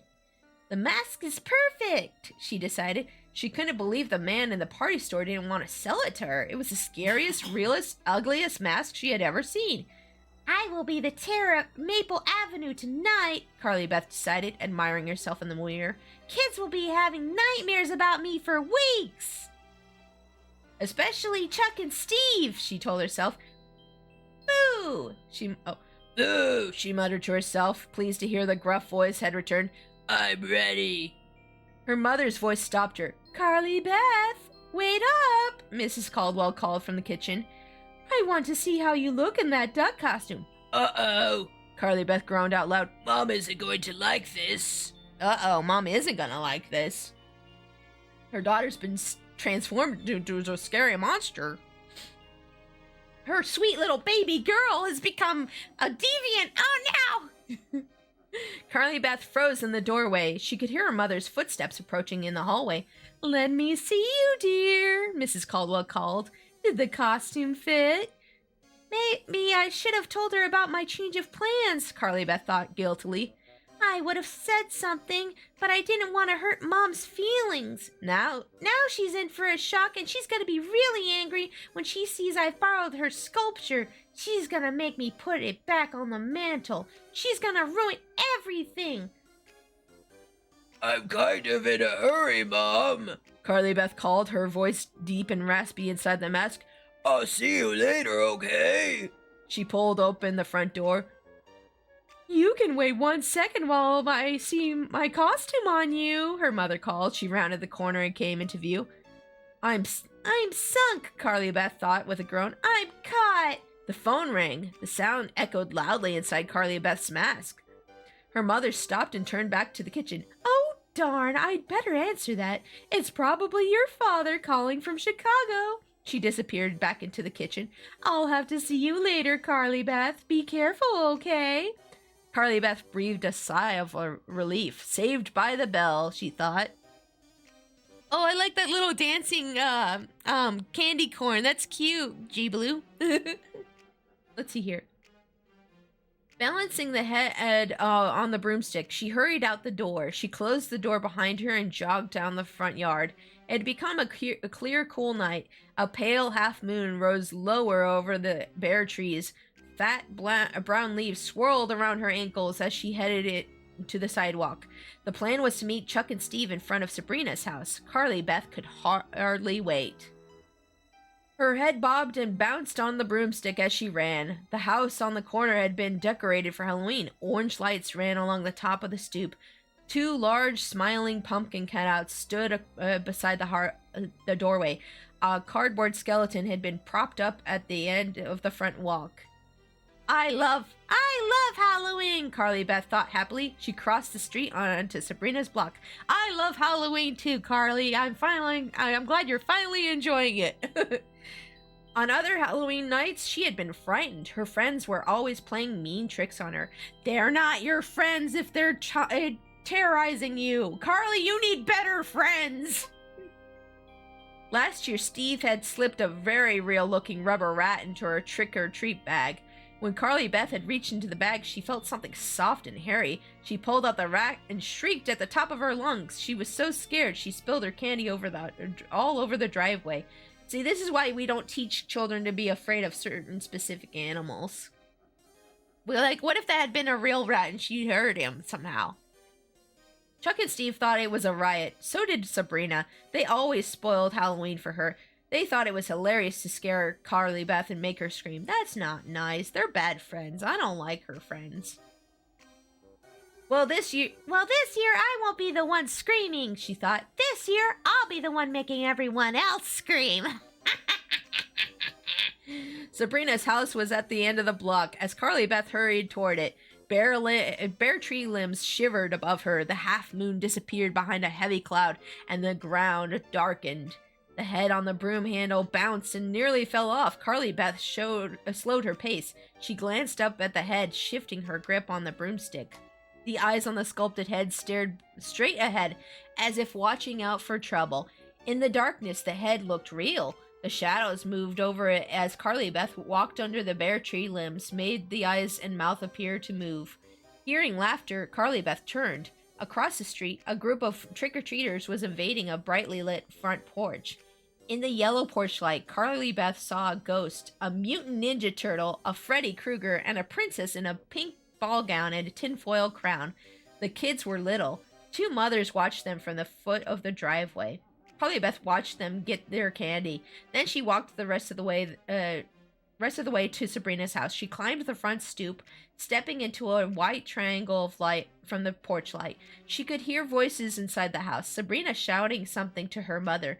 A TV on in the living room. Carly Beth adjusted her mask with her free hand. She straightened the gaping, fanged mouth. Then she checked to make sure that the head was balanced on the broomstick. She reached to ring Sabrina's doorbell, then stopped. Voices behind her. She turned and squinted into the darkness. 2 costumed boys were approaching, shoving each other playfully on the sidewalk. Chuck and Steve. Uh-oh. Chuck and Steve are gonna get it. They're gonna get got. I'm just in time, Carly Beth thought happily. She leapt off the stoop and crouched behind a low evergreen shrub. Okay, guys, she thought eagerly, her heart pounding. Get ready for a scare. Oh boy, she ready. She ready. Guys, she ready to scare Chuck and Steve. I'm ready too. Those boys are gonna get what's coming to them. Karma. It's karma time. Hold on, let me put some chapstick on. Because my puckers be dry. My puckers be dry. Okay, now we're all hydrated up. We're good. Carly Beth, I keep saying Carly Breath. I don't know why. Her new name's Carly Breath, okay guys? Carly Breath. Carly Beth peered over the top of the shrub. The 2 boys were halfway up the drive. It was too dark to get a good look at their costumes. One of them wore a long overcoat and a wide-brimmed Indiana Jones fedora. She couldn't really see the other one. Carly Beth took a deep breath and prepared to leap out at them. She gripped the broomstick tightly. My whole body is trembling, she realized. The mask suddenly felt hot, as if her excitement had heated it up. Her breath rattled noisily in the flat nose. Walking slowly, playfully blocking each other with their shoulders like football linemen, the boys made their way up to the driveway. One of them said something Carly Beth couldn't hear. The other one laughed loudly, a high-pitched giggle. Peering into the darkness, Carly Beth watched them until they were nearly right in front of the shrub. Okay, now, she declared silently. Raising the broomstick with its staring head on the top, she leapt out. The boys shrieked, startled. She could see their dark eyes go wide as they gaped at her mask. A ferocious roar escaped her throat. A deep rolling howl that frightened even her. At the terrifying sound, both boys cried out again. Ah! One of them actually dropped to his knees on the driveway. They both stared up at the head, bobbing onto the broomstick. It seemed to glare down at them. Another howl escaped Carly Beth's throat. It started low, as if coming from far away, and then pierced the air, raspy and deep, like the roar of an angry creature. No! One of the boys cried. Who are you? The other cried. Leave us alone! Carly Beth heard rapid footsteps crunching over the dead leaves on the driveway. Looking up, she saw a woman in a bulky down coat running up the drive. Hey, what are you doing? The woman demanded, her voice shrill and angry. Are you scaring my kids? Huh? Carly Beth swallowed hard. She turned her eyes back to the two frightened boys. Wait, she cried, realizing they weren't Chuck and Steve. What are you doing? The woman repeated breathlessly. She stepped up to the two boys and put a hand on each of their shoulders. Are you two okay? Yeah, we're okay, Mom, the one in the overcoat coat and fedora replied. The other boy, who wore white makeup and a red clown nose, she jumped out at us, he told his mother, avoiding Carly Beth's stare. She kind of scared us. The woman turned angrily to Carly Beth and shook a finger at her accusingly. Don't you have anything better to do than scare two young boys? Why don't you go pick on someone your own age? Normally, Carly Beth would have apologized. She would have explained to the woman that she made a mistake, that she meant to scare two different boys. But hidden behind the ugly mask, still hearing the strange howl that had burst so unexpectedly from her throat, she didn't feel like apologizing. She felt anger, and she didn't know why. Go away, she rasped, waving the broomstick menacingly. Her head, stared down at the two startled boys. What did you say? The mother demanded, her voice tight with growing outrage. What did you say? I said go away! Carly Beth snarled in a voice so deep, so terrifying, that it frightened even her. The woman crossed her arms in the front of the heavy down coat. Her eyes narrowed on Carly Beth. Who are you? What is your name? She demanded. Do you live around here? Mom, let's just go, the boy with the clown face urged, tugging at her coat sleeve. Yeah, come on, his brother pleaded. Go away! I'm warning you! Carly Beth growled. The woman stood her ground, her arms tightly crossed, her eyes narrowed at Carly Beth. Just because it's Halloween doesn't give you the right. Mom, we want to get some candy, the clown pleaded, tugging at his mother's sleeve harder. Come on! We're wasting the whole night, his brother complained. Carly Beth was breathing hard, her breath escaping the mask in low, noisy grunts. I sound like an animal, she thought, puzzled. What is happening to me? She could feel her anger growing. Her breath rattled noisily in the tight mask. Her face felt burning hot. Her anger raged through her chest. Her entire body was trembling. She felt like she was about to burst. I'm gonna tear this woman apart! Carly Beth decided. Murder! Carly Beth is like, murder? Murder! Okay, we go on murder hobo time, huh? Okay, fine. I'll chew her to bits. I'll tear her skin off her bones. Furious thoughts raged through Carly Beth's mind. Oh no. Birth of a serial killer. Oh no. She tensed her muscles, crouched low, and prepared to pounce. But before she got to make her move, the two boys pulled their mother away. Let's go, Mom. Yeah, let's go. She's crazy. Yeah, I'm crazy. Crazy, crazy, crazy. The word repeated, roaring through Carly Beth's mind. The mask grew hotter, tighter. The woman gave Carly Beth one last cold stare. Then she turned and led the two boys down the driveway. I'm gonna take a quick swig of water. Hold up.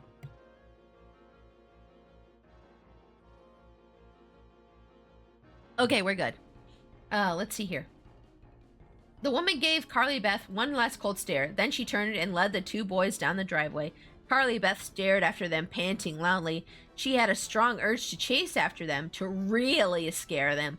But a loud cry made her stop and spin around. Sabrina stood on the front stoop, leaning on the storm door, her mouth open in a wide O of surprise. Who's there? She cried, squinting into the darkness. Sabrina was dressed as Catwoman, with a silver and gray catsuit beneath a silver mask. Her black hair was pulled tightly behind her head. Her dark eyes stared intently at Carly Beth.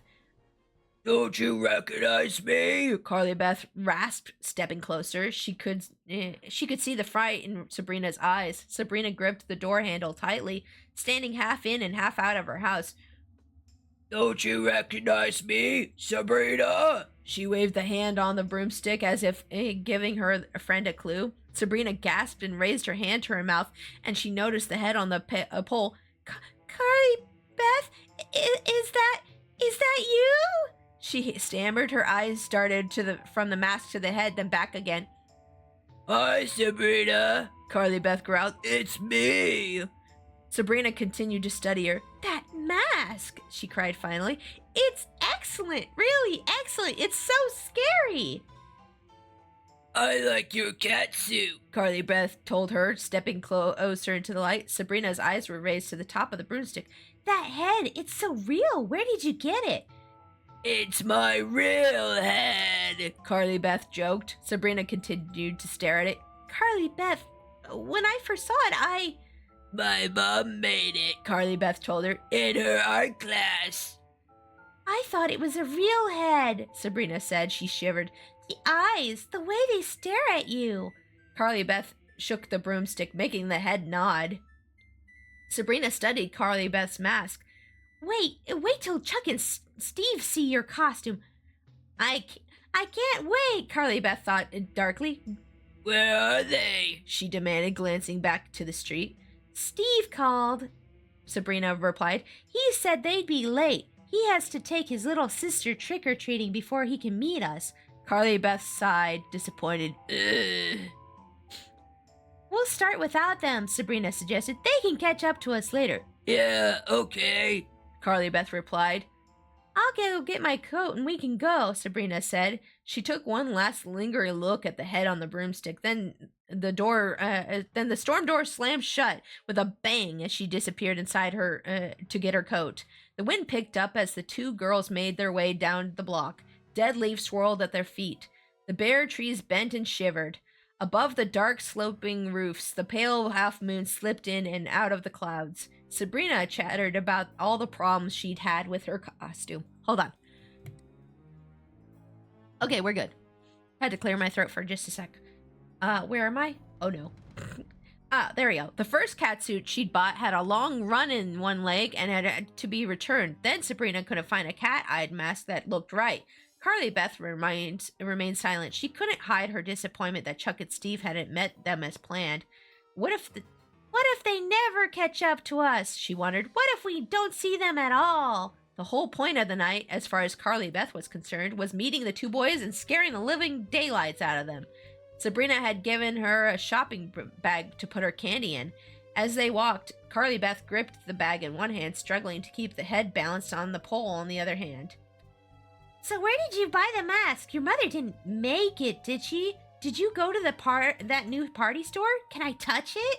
Sabrina always talked a lot, but tonight she was going for a world's record of nonstop chatter. Carly Beth obediently stopped so her friend could touch the mask. Sabrina pressed her fingers against the cheek, then insistently jerked them back. Oh, it feels like skin. Carly Beth laughed. A scornful laugh she had never heard before.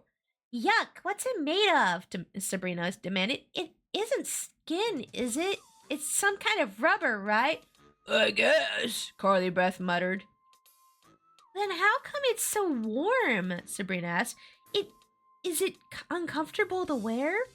You must be sweating like a pig. Feeling a surge of rage, Carly Beth dropped the bag and the broomstick. Shut up! Shut up! Shut up! She snarled. Then with an angry howl, she grabbed Sabrina's throat with both hands and began to choke her. Oh my. Oh no, she going full murder hobo up in here. No, Carly, don't do it. No, Carly, don't do it. No, Carly, don't. Don't do the murder. Don't let the murder take over. Sabrina uttered a shocked cry and staggered back, pulling herself from Carly Beth's grip. Carly Beth, she sputtered. What is happening to me? Carly Beth wondered, gaping in horror at her friend. What did I do to... why did I do that? Gotcha, Carly Beth exclaimed. She laughed. You should have seen the look on your face, Sabrina. Did you really think I was choking you? Sabrina rubbed her neck with one silver-gloved hand. She frowned at her friend. That was a joke? You scared me to death. Carly Beth laughed again. Just keeping a character, she said, lightly pointing at her mask. You know, trying to get in the right mood, haha. I like scaring people, you know. Usually I'm the one who's trembling in fright. This is what happens when you bully children. When they get their revenge, it's so bad. It's bad. Don't bully each other, kids, okay? This is bad. She wants the revenge and she wants it now. She picked up the bag and broomstick, fixing the plaster of Paris head on the top. Then she hurried up the nearest driveway toward a well-lit house with a happy Halloween banner in the front window. Does Sabrina believe it was a joke? Carly Beth asked herself as she raised her shopping bag and rang the doorbell. What on earth was I doing? Why did I suddenly get so angry? Why did I attack my best friend like that? Sabrina stepped up beside her as the front door was pulled open. Two little blonde kids, a boy and a girl, appeared in the doorway. Their mother stepped up behind them. Trick or treat! Carly Beth and Sabrina called out in unison. Ooh, that's a scary mask, the woman said to her two children, grinning at Carly Beth. What are you supposed to be, a cat? Oh, what are you supposed to be, a cat? The little boy asked Sabrina. Sabrina meowed at him. I'm Catwoman, meow. Yeah, yeah. She told him. I don't like the other one, the little girl exclaimed to her mother. It's too scary. It's just a funny mask, the mother assured her daughter. Too scary. It's scaring me, the little girl insisted. Carly Beth... Oh, sorry. This has lyrics in it. I'm going to skip this one. It's interrupting my reading. There we go. Sorry. The music had lyrics in it. I apologize for that. Let's see here. It's just a scary, funny mask, the mother assured her daughter. It's scary, too scary. Carly Beth leaned into the entryway of the house, bringing her grotesque face up close to the little girl. I'll eat you up, she growled nastily. The little girl screamed and disappeared into the house. Her brother stared wide-eyed at Carly Beth. The mother quickly dropped candy bars into the girl's bags. You shouldn't have scared her, she said softly. She has nightmares. Instead of apologizing, Carly Beth turned to the little boy. I'll eat you up too, she snarled. Hey, stop, the woman protested. Carly Beth laughed a deep-throated laugh. Jumped off the porch and took off across the front lawn. Why'd you do that? Sabrina asked as they made their way across the street. Why'd you scare those kids like that? The mask made me do it, Carly Beth replied. She meant it as a joke, but the thought troubled her mind. At the next few houses, Carly Beth hung back and let Sabrina do all the talking. At one house, a middle-aged man in a torn blue sweater pretended to be scared of Carly Beth's mask. His wife insisted that the girls come inside so they could show the elderly mother the great costumes. Oh no, in before they scare an elderly woman to death. Carly Beth groaned loudly, but followed Sabrina into the house. The old woman gazed at them blankly from her wheelchair. Carly Beth growled at her, but it didn't appear to make any impression. Old lady's like, I've seen worse. please. Get out of here. Get out of here with your plebeian stuff. Get you. Basic. Old woman's just like, That's mid. You're mid. Get out of here, child. Let's see here. Oh, thank you so much for the follow, Bloomsinger. Welcome to the Trash Panda Army. I hope you're having a great day. I'm reading the Haunted Mask from Goosebumps today. Let's see here. On their way out the door, the man in the torn sweater handed each girl a green apple. Carly Beth waited until they were down on the sidewalk. Then she turned, pulled back her arm, and heaved the apple at the man's house with all her might. That's mean, Carly Beth. That's so mean. You could put caramel in that and make a caramel apple. You wasted food. I hate her. It made a loud thunk as it smacked against the shingled front wall near the front door. I really hate getting apples on Halloween, Carly Beth declared, especially green ones. Carly Beth, I'm worried about you, Sabrina cried, eyeing her friend with concern. You're not acting like you at all. No, I'm not. I'm not a pitiful, frightened little mouse tonight. Oh, I see. No, I'm not a pitiful, frightened little mouse tonight, Carly Beth thought bitterly. Give me that bag, she ordered Sabrina and grabbed Sabrina's apple from her bag. Oh, wait. Oh, is this Carly talking? Oh, sorry, wrong voice. Give me that. And she grabbed her apple. Okay.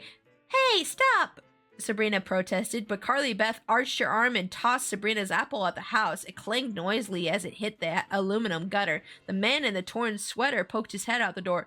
Hey, what's the big idea? Run! Run! Carly Beth screamed. The two girls took off, running at full speed down the block. They didn't stop until the house was out of sight. Oh no, yeah, they're being bad. She's being real bad now. Sabrina grabbed Carly Beth's shoulders and held on, struggling to catch her breath. You're crazy, she gasped. You're really crazy. Takes one to know one, Carly Beth said playfully. They both laughed.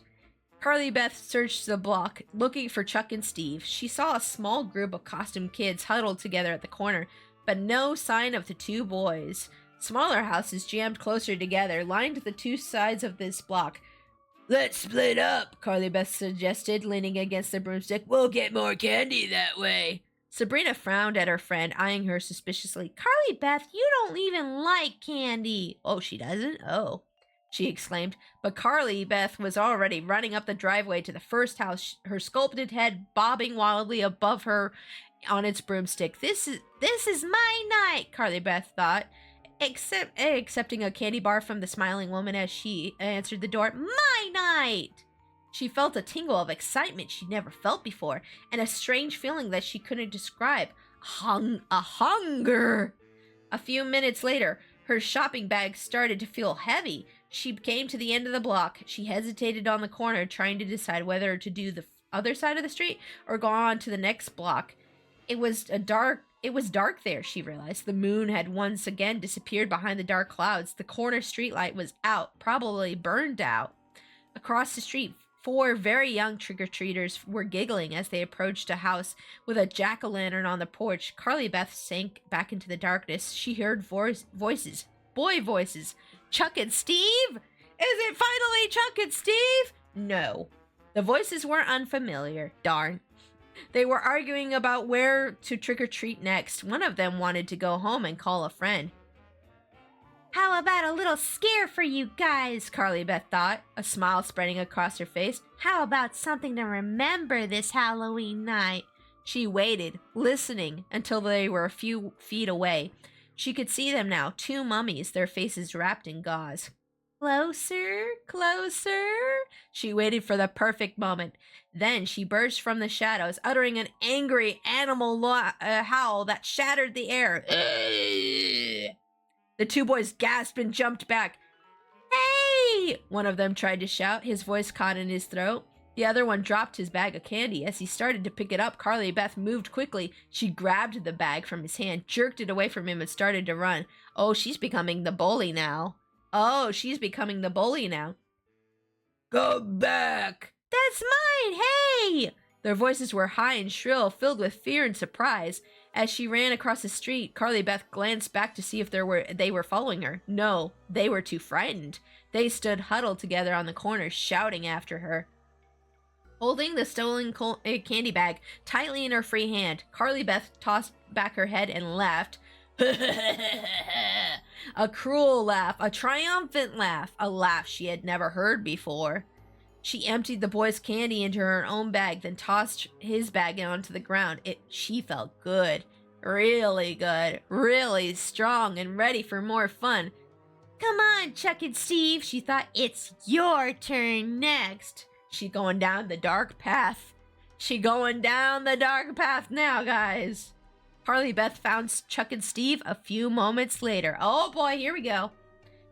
They were across the street from her, standing in the light of someone's driveway, examining the contents of their trick-or-treat bags. Carly Beth ducked behind the wide trunk of an old tree near the sidewalk. Her heart began to pound as she spied on them. Neither boy had bothered to put on a real costume. Chuck had a red bandana tied around his head and a black mask over his eyes. Steve had blackened his cheeks and forehead with big smudges and wore an old tennis hat and torn raincoat. Is he supposed to be a bum? Carly Beth wondered. She watched them shift through their bags. They had been out for quite a while, she saw. Their bags appeared pretty full. Suddenly, Steve glanced up in her direction. Carly Beth jerked her head back behind the tree trunk. Had he seen her? No. Don't blow it now, she told herself. You've waited so long for this moment. You've waited so long to pay them back for all the scares. Carly Beth watched the two boys make their way up to the front porch of the next house. Nearly tripping over the broomstick, she darted away from the tree. She ran across the street and ducked low behind a hedge. When they came back down the drive, I'll leap. I'll pounce on them. I'll scare them to death, she thought. Yeah, to death! Death! The low hedge smelled piney and sweet. It was still wet from the morning's rain. The wind made the leaves tremble. What was that strange whistling sound? It took Carly Beth a while to realize it was her own breathing. She suddenly began to have doubts. This isn't going to work, she thought, crouching lower behind the trembling hedge. I'm a complete jerk. Chuck and Steve aren't going to be scared by a stupid mask. I'm going to jump out at them and they're going to laugh at me as they always do. They're going to laugh and say, "Oh, hi, Carly Beth, looking good," or something like that. And then they'll tell everyone in school how I thought I was so scary and how they recognized me immediately and what a total jerk I am. And everyone will have a good laugh at my expense. And then I'll never get into college. Wait, what? Why did I ever think this would work? What made me think it was such a hot idea? Crouched behind the hedge, Carly Beth could feel her anger grow. Anger at herself, anger at the two boys. Her face felt burning hot inside the ugly mask. Her heart thudded loudly. Her rapid breaths whistled against the flat nose. Chuck and Steve were approaching. She could hear their sneakers crunch over the gravel driveway. Carly Beth tensed her muscle legs and prepared to pounce. Okay, she thought, taking a deep breath. Here goes. College? Yeah, I don't know. I just thought she was like building up like everything was gonna be ruined and it was just gonna keep getting worse and worse for her. I thought that would be funny to add in. It all seemed to happen in slow motion. The two boys moved slowly from the hedge. They were talking excitedly to each other, but to Carly Beth, their voices seemed low and far away. She pulled herself up, stepped up from the hedge, and screamed at the top of her lungs. Yeah! Steve called out. Chuck grabbed the sleeve of Steve's coat. Carly Beth's scream echoed over the dark front lawn. The sound seemed to hover in the air. Everything moved so slowly. So slowly, Carly Beth could see Chuck's eyebrows quiver. She could see his chin tremble. She could see the fear shimmer in Steve's eyes as they moved from her mask up to the head on the broomstick. She waved the broomstick menacingly. Steve uttered a frightened whimper. Chuck gaped at Carly Beth, who his frightened eyes looked on hers. Carly Beth, is that you? He finally managed to choke out. Carly Beth uttered an animal growl, but didn't reply. Ugh. Who are you? Steve demanded, his voice trembling. It's Carly Beth, I think, Chuck told him. Is it you in there, Carly Beth? Steve let out a tense laugh. You scared us. Carly Beth, is that you? Chuck demanded again. Carly Beth waved the broomstick. She pointed up to the head. That's Carly Beth. Carly Beth's head, she told them. Her voice was a deep, throaty rasp. Huh? Both boys gazed up at it uncertainly. That's Carly Beth's head, she repeated slowly, waving it toward them. The painted eyes of the sculpture face appeared to glare down at them. Poor Carly Beth didn't want to give up her head tonight, but I took it anyway. Both boys stared up at the head. Chuck continued to grip Steve's coat sleeve. Steve uttered another tense laugh. He stared at Carly Beth, his expression confused. You're Carly Beth, right? How are you making that weird voice? That's your friend Carly Beth, she growled, pointing up to the head on the broomstick. That's all that's left of her. Chuck swallowed hard. His eyes were trained on the bobbing head. Steve stared intently at Carly Beth's mask. Hand over your candy. I'm sorry, that's Carly Beth, excuse me. Hand over your candy, Carly Beth snarled, surprised by the vicious tone in her voice. Huh? Steve cried. Hand it over now, or I'll put your heads on the stick. Both boys laughed, shrill giggles. I'm not joking, Carly Beth roared. Her angry words cut their laughter short. Carly Beth, give us a break, Chuck muttered uncertainly, his eyes still narrowed in fear. Yeah, really, Steve said softly. Hand over your bags, Carly Beth insisted coldly, or your heads will adorn my stick. She lowered the broomstick towards them menacingly, and as she lowered it, all three of them stared up at the dark-eyed face. All three of them studied the frozen face, the face that looked so real, that looked so much like Carly Beth Caldwell. A sudden breeze swirled around them, making the head bob on the stick, and then all three of them saw the eyes blink. Once, twice. The brown eyes blinked, and the lips of the head parted, making a dry, scraping sound. Frozen in horror, Carly Beth stared up at that face along with the two boys, and all three of them saw the lips move and heard the dry, cackling sound. All three of them saw the dark lips squeeze together, then part. All three of them saw the bobbing head form the silent words, "Help me, help me." In her horror, Carly Beth let go of the broomstick. It hit the ground beside Chuck. The head rolled under the bridge. It talked, Steve cried. Chuck uttered a low whimper. Without another word, both boys dropped their candy bags and took off, their sneakers thudding loudly on the sidewalk. The wind swirled around Carly Beth as if holding her in place. She felt like tossing her head back and howling. She felt like tearing off her coat and flying through the night. She felt like climbing a tree, leaping onto a roof, roaring up the starless black sky. She got that dog in her.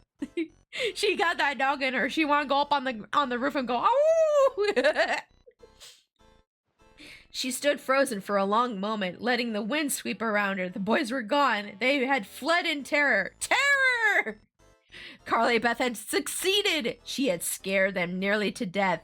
She knew she'd never forget the horrified looks on their faces, the fear and disbelief that glowed in their dark eyes, and she would never forget her feeling of triumph, the thrilling sweetness of revenge. Revenge!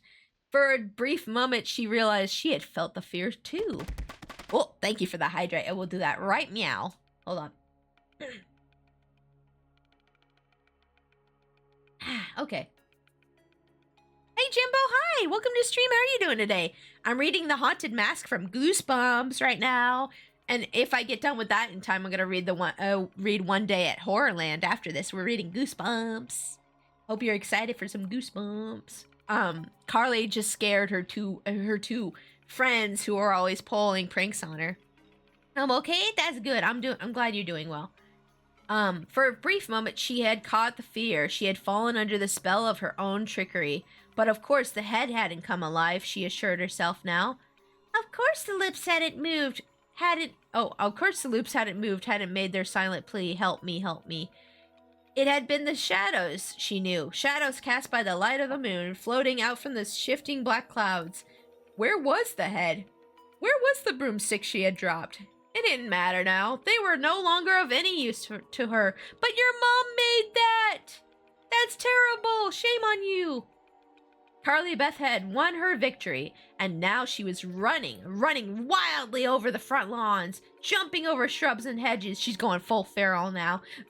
Flying over the dark, hard ground, she was running blindly, the houses whirring past on both sides. The blustery wind swirled, and she swirled with it, rising over the sidewalks, rushing through tall weeds, blowing with the wind like a helpless leaf.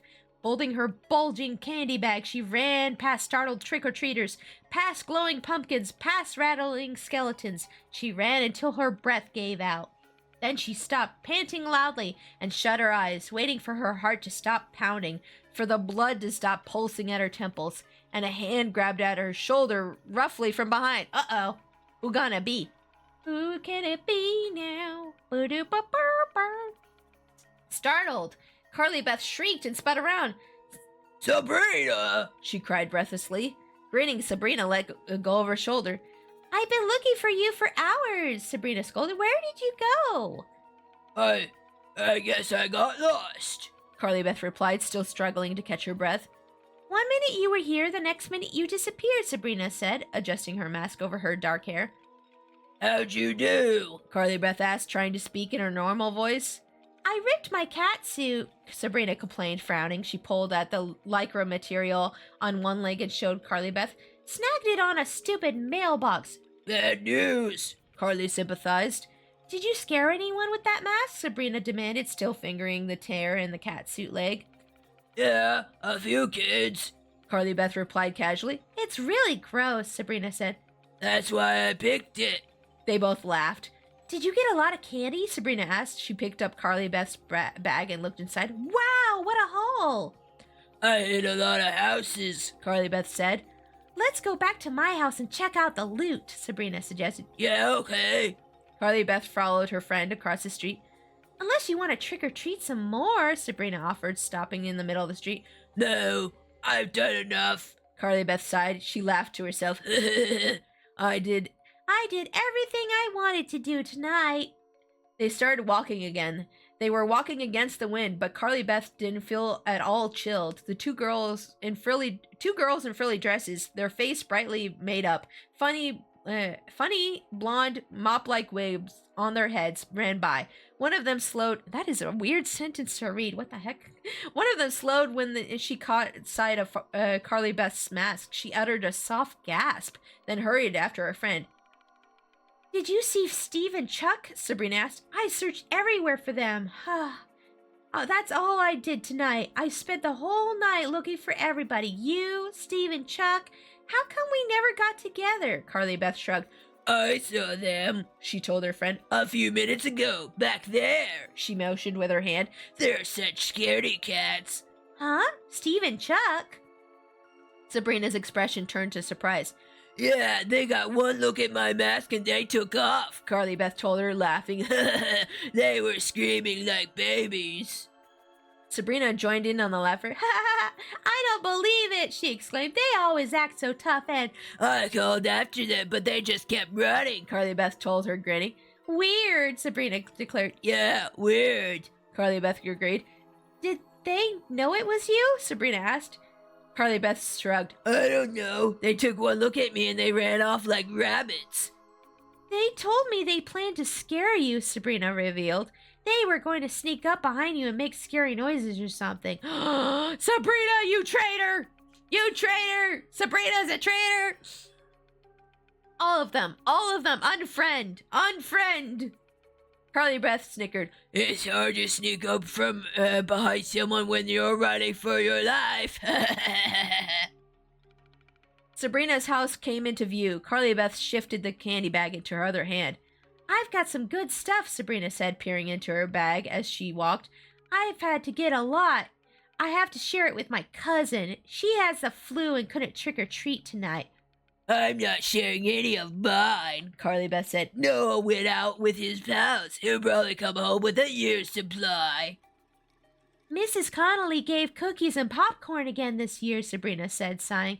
I'll just have to throw it all out. Mom won't let me eat anything that isn't wrapped. She's afraid some ghoul will put poison in it. I had to throw out a lot of good stuff last year. Oh man, yeah, I remember when people were putting like, I don't know if this still happens or not, but I remember when people were putting like needles in children's candy. And now even the wrap stuff can be tampered with for kids' candy. Isn't that sad? Isn't that sad? What a world we live in. It's so sad. But they do this like trunk or treat thing for a lot of kids in neighborhoods now, and I think that's nice. But it is sad that like Halloween had to become such a thing where you have to like go through kids' candy and like check everything. You know, it's sad that it became that kind of thing. But let's see here. Where was I? Sabrina knocked on her front door. A few seconds later, her mother opened it and the girls entered. That's some mess, Carly Beth, she said, studying it. How did you girls do? Okay, I think. Well, just remember, I know, Mom, Sabrina interrupted impatiently. Throw out everything that isn't wrapped, even the fruit. As soon as Mrs. Mason had gone back to the den, the two girls turned over their bags and dumped all the candy onto the living room rug. Hey, look, a big Milky Way, Sabrina declared, pulling it out of the pile. My favorite. I hate these, Carly Beth said, holding up an enormous blue jawbreaker. The last time I tried sucking one of these, I cut my tongue to pieces. She tossed it into Sabrina's pile. My brother had this huge jawbreaker that was like the size of a baseball that he had for so long, and he insisted my parents buy it for him. He was super spoiled when we were growing up. Even though we grew up super poor, my parents would spend all their money on him. But like he had a giant one that was like a baseball size, and he kept putting it away in different places in the house and saying he would eat it later. And he like put it in his sock drawer, and it got a bunch of like stuff stuck to it, and it became really nasty, and my parents made him throw it out. But he kept insisting, no, I'm gonna eat it. And just, it was so gross when they finally found it in his sock drawer. I'm like, gross. So now every time I think about jawbreakers, I think about that thing. That monstrosity. Let's see here. Okay. Thanks a bunch, Sabrina said sarcastically. She tugged off her mask and dropped it onto the carpet. Her face was flushed. She shook out her black hair. There, that feels better, Sabrina said. Wow, that mask was hot. She raised her eyes to Carly Beth. Don't you want to take off your mask? You must be boiling inside it. Yeah, good idea. Carly Beth had actually forgotten she was wearing a mask. She reached up with both hands and tugged at the ears. Ouch! The mask didn't budge. She pulled it by the top of the head. Then she tried stretching it out and tugging it from the cheeks. Ouch! What's wrong? Sabrina asked, concentrating on sorting her candy into piles. Carly Beth didn't reply. She tried prying the mask off at the neck, and then she tugged it up by the ears again. Carly Beth, what's wrong? Sabrina asked, looking up from her candy. Help me! Carly Beth pleaded with her shrill, frightened voice. Please help me, the mask, it won't come off! Uh-oh, here we go again. It won't come off again. Uh-oh. I had one of those large ones too. It took a while to eat. Yeah, what do you do with those? Do you like wrap them in plastic when you're not eating them? Like my brother just kept putting it like on desks and chairs and like finally his sock drawer. And I was just like, that's nasty. Don't put that thing. I was thinking that you should put that thing in your mouth. Like, ew. Let's see here. On her knees on the carpet, Sabrina glanced up from her piles of candy bars. Carly Beth, stop clowning around. I'm not, Carly Beth insisted, her voice shrill with panic. Aren't you tired of scaring people tonight? Sabrina demanded. She picked up a clear plastic bag of candy corn. Wonder if Mom will let me keep this. It's wrapped. I'm not trying to scare you. I'm serious, Carly Beth cried. She tugged at the ears of the mask but couldn't get a good grip. Sabrina tossed down the bag of candy corn and climbed onto her feet. You really can't get the mask off? Carly Beth pulled on the chin. Ouch, she cried out in pain. It's stuck to my skin or something. Help me. Sabrina laughed. We're gonna look pretty stupid if we have to call the fire department to get you out of your mask. Carly Beth didn't find it funny. She gripped the top of the mask with both hands and pulled with all her strength. The mask didn't budge. Sabrina's grin faded. She stepped over to her friend. You're not goofing, are you? You're really stuck? Carly Beth nodded. Well, come on, she urged impatiently. Help me pull it off. Oh, wait, I'm sorry. That's Carly Beth talking. Well, come on. Help me pull it off. Sabrina grabbed the mask top. It's so warm, she exclaimed. You must be suffocating in there. Just pull, Carly Beth wailed. Sabrina pulled. Ouch, not so hard, Carly Beth cried. It really hurts. Sabrina pulled more gently, but the mask didn't budge. She lowered her hands to the cheeks and pulled. Ouch, Carly Beth shrieked. It's really stuck to my face. What's this thing made of? Sabrina asked, staring intently at the mask. It doesn't feel like rubber. It feels like skin. I don't know what it's made of, and I don't really care, Carly Beth grumbled. I just want it off. Maybe we should cut it off, with scissors. And wreck the mask? Sabrina asked. I don't care, Carly Beth exclaimed, tugging furiously on it. I really don't. I just want out. And if I don't get this thing off me, I'm going to freak out. I'm serious. Sabrina put a calming hand on her friend's shoulder. Okay. One more try, and then we'll cut it off. She narrowed her eyes as she examined the mask. I should be able to reach underneath it and pull it away, she said, thinking out loud. If I slip my hands through the neck, I could stretch it out and then push up. Well, go ahead, just hurry, Carly Beth pleaded. But Sabrina didn't move. Her dark eyes grew wide and her mouth dropped open as she studied the mask. She uttered a soft gasp of surprise. Sabrina? What's the matter? Carly Beth demanded. Sabrina didn't reply. Instead, she ran her fingers over Carly Beth's throat. Her astonished expression remained frozen to her face. She moved behind Carly Beth and ran her fingers along the back of Carly Beth's neck. What is it? Oh, what's the matter? Carly Beth demanded shrilly. Sabrina ran a hand back through her black hair, her forehead wrinkled in concern. Carly Beth, she said finally, there's something very weird going on here. What? What are you talking about? Carly Beth demanded. There's no bottom to the mask. Huh? Carly Beth's hands shot up to her neck. She felt around frantically. What do you mean? There's no line, Sabrina told her in her trembling voice. There's no line between the mask and your skin. No place to slip my hand in. But that's crazy, Carly Beth cried. She moved her hands to her throat, pushing up the skin, feeling for the bottom of the mask. That's crazy. Just crazy. Let's see here. Sabrina raised her hands to her face, her features tight with horror. That's crazy. That's crazy. Crazy, Carly Beth repeated in a high-pitched, frightened voice. But as her trembling fingers desperately explored her neck, Carly Beth realized that her friend was right. There was no longer a bottom to the mask, no place where the mask ended, no opening between the mask and Carly Beth's skin. The mask had become her face. Nope. Uh-oh. Carly Beth's legs trembled as she made her way to the mirror in the front entryway. Her hands still frantically searched her throat as she stepped up to the large rectangular wall mirror and brought her face closer to the glass. No line, she cried. No mask line. Sabrina stood a few feet back, her expression troubled. I don't understand it, she muttered, staring at Carly Beth's reflection. Carly Beth uttered a sharp gasp. Those aren't my eyes, she screamed. Huh? Sabrina stepped up beside her, still staring into the mirror. Those aren't my eyes, Carly Beth wailed. My eyes don't look like that. Try to calm down, Sabrina urged softly. Your eyes. They're not mine. Not mine, Carly Beth cried, ignoring her friend's plea for calm. Where are my eyes? Where am I? Where am I, Sabrina? This isn't me in here. Carly Beth, please calm down, Sabrina urged. Her voice came out, choked and frightened.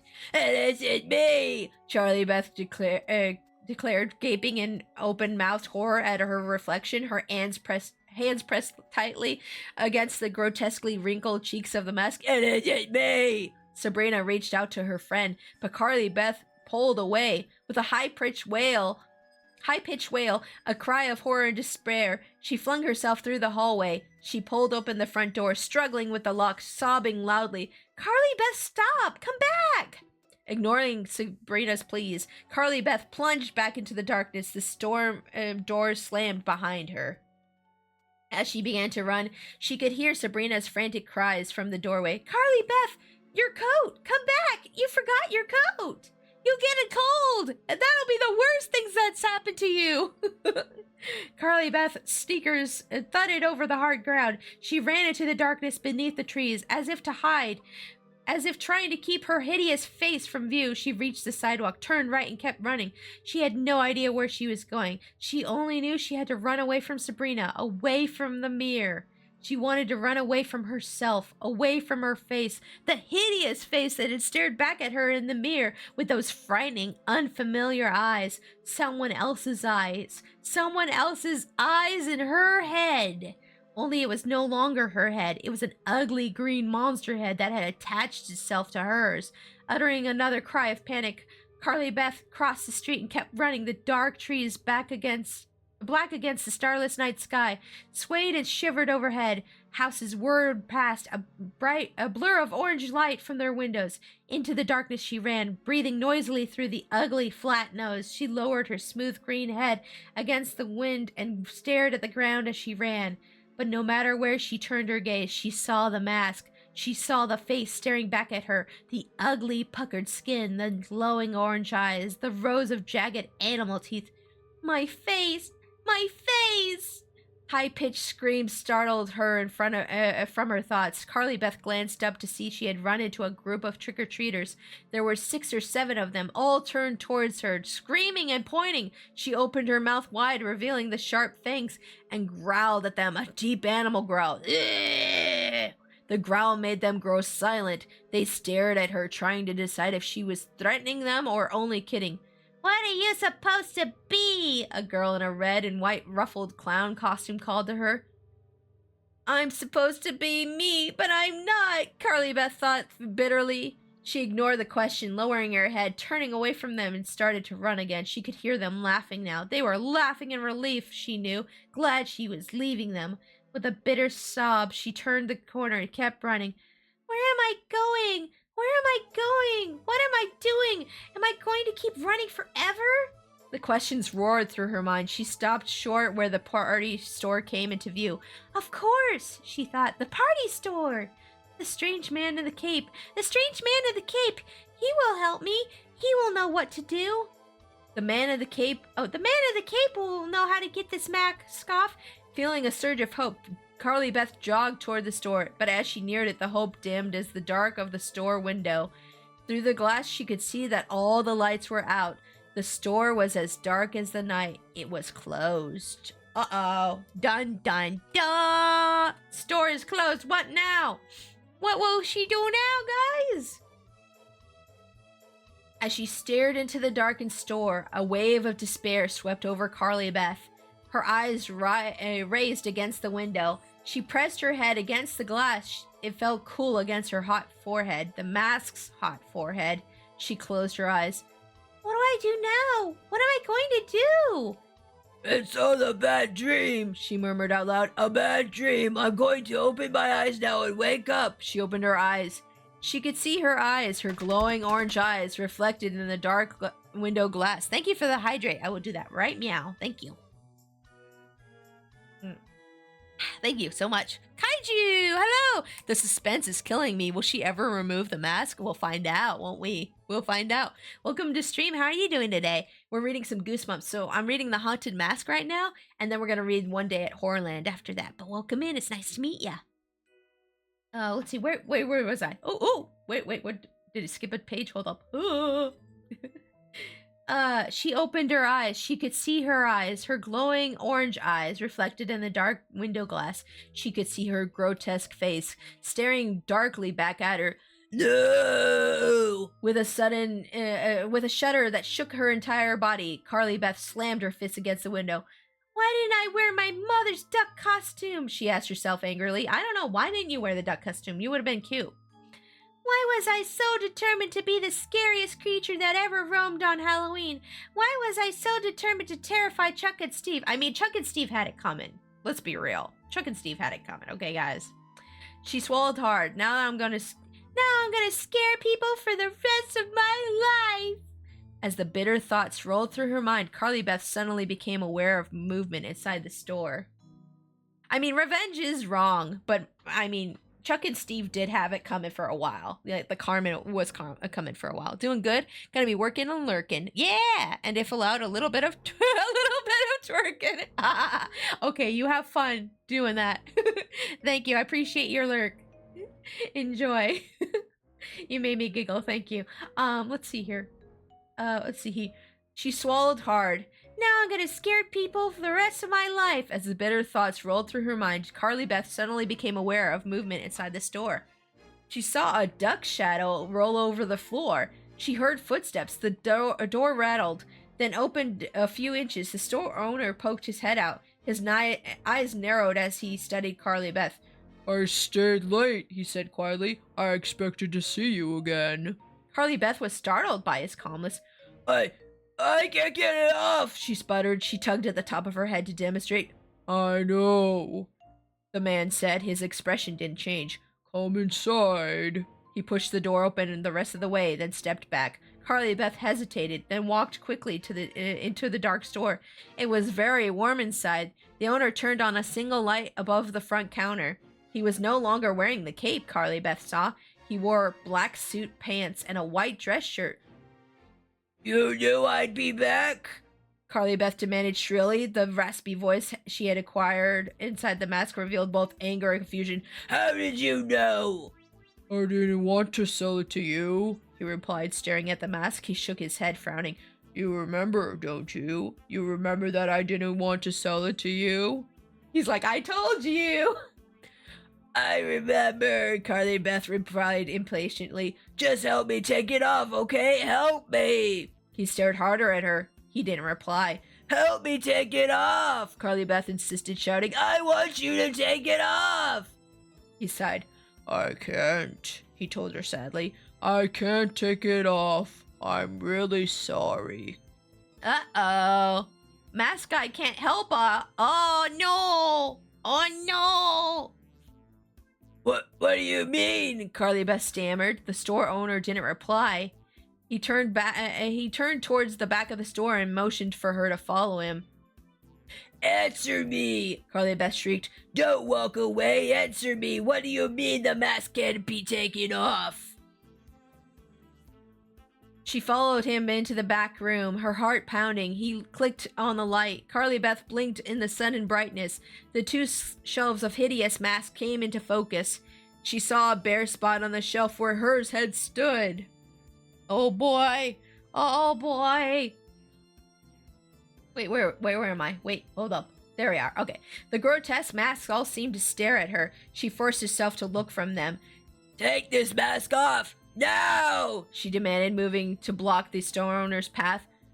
I can't remove it, he said softly, almost sadly. Why not? Carly Beth demanded. He lowered his voice. Because it isn't a mask. Ooh! It's not a mask? What the heck? Carly Beth gaped at him. She opened her mouth, but no sound came out. It isn't a mask, he told her. It's a real face. Is he like a serial killer? And he takes like these faces off of... Wait, no, maybe he's a monster hunter. And he kills monsters and takes their faces. Oh my god. We're getting supernatural up in here. Let's see here. Carly Beth suddenly felt dizzy. The floor tilted. The rows of ugly faces glared at her. All of the bulging, bloodshot yellow and green eyes seemed to be trained on her. She pressed her back against the wall and tried to steady herself. The store owner walked over to the display shelf and gestured to the ugly, staring heads. The unloved, he said sadly, his face lowered to a whisper. I don't understand, Carly Beth managed to choke out. These are not masks. They are faces, he explained. Real faces. I made them.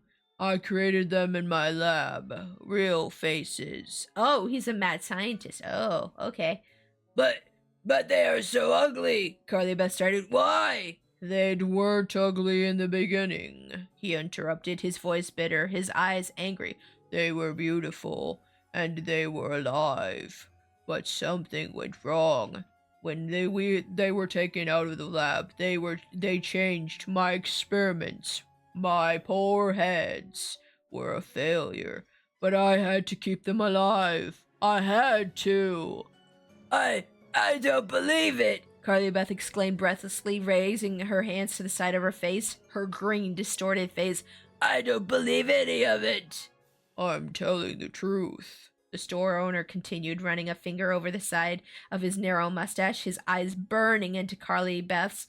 I keep them here. I call them the unloved because no one will ever want to see them. Occasionally someone wanders into the back room. You, for example, and one of my faces finds a new home. No! Carly Beth uttered a cry of protest, more an animal wail than a human cry. She stared at the gnarled, twisted faces on the shelf, the bulging heads, the open wounds, the animal fangs. Monsters! All monsters! Take this off! She screamed, losing control. Take this off! Take it off! She began tearing frantically at her face, trying to pull it off, trying to rip it off to pieces. Take it off! Take it off! He raised a hand to quiet her. I'm sorry. The face is your face now, he said without expression. No! Carly Beth shrieked again in her new raspy voice. Take it off! Take it off now! She tore at the face, but even in her anger and panic, she knew her actions were useless. The face can be removed, the store owner told her, speaking softly. Huh? Carly Beth lowered her hands. She stared hard at him. What did you say? What? I said there is one way the face can be removed. Yes! Carly Beth felt a powerful chill run down her back, a chill of hope. Yes! How? Tell me! Please, tell me! This is why revenge is not the answer? Exactly. Yes. I think that's the moral of the story, is that revenge is not the answer. Mm-hmm.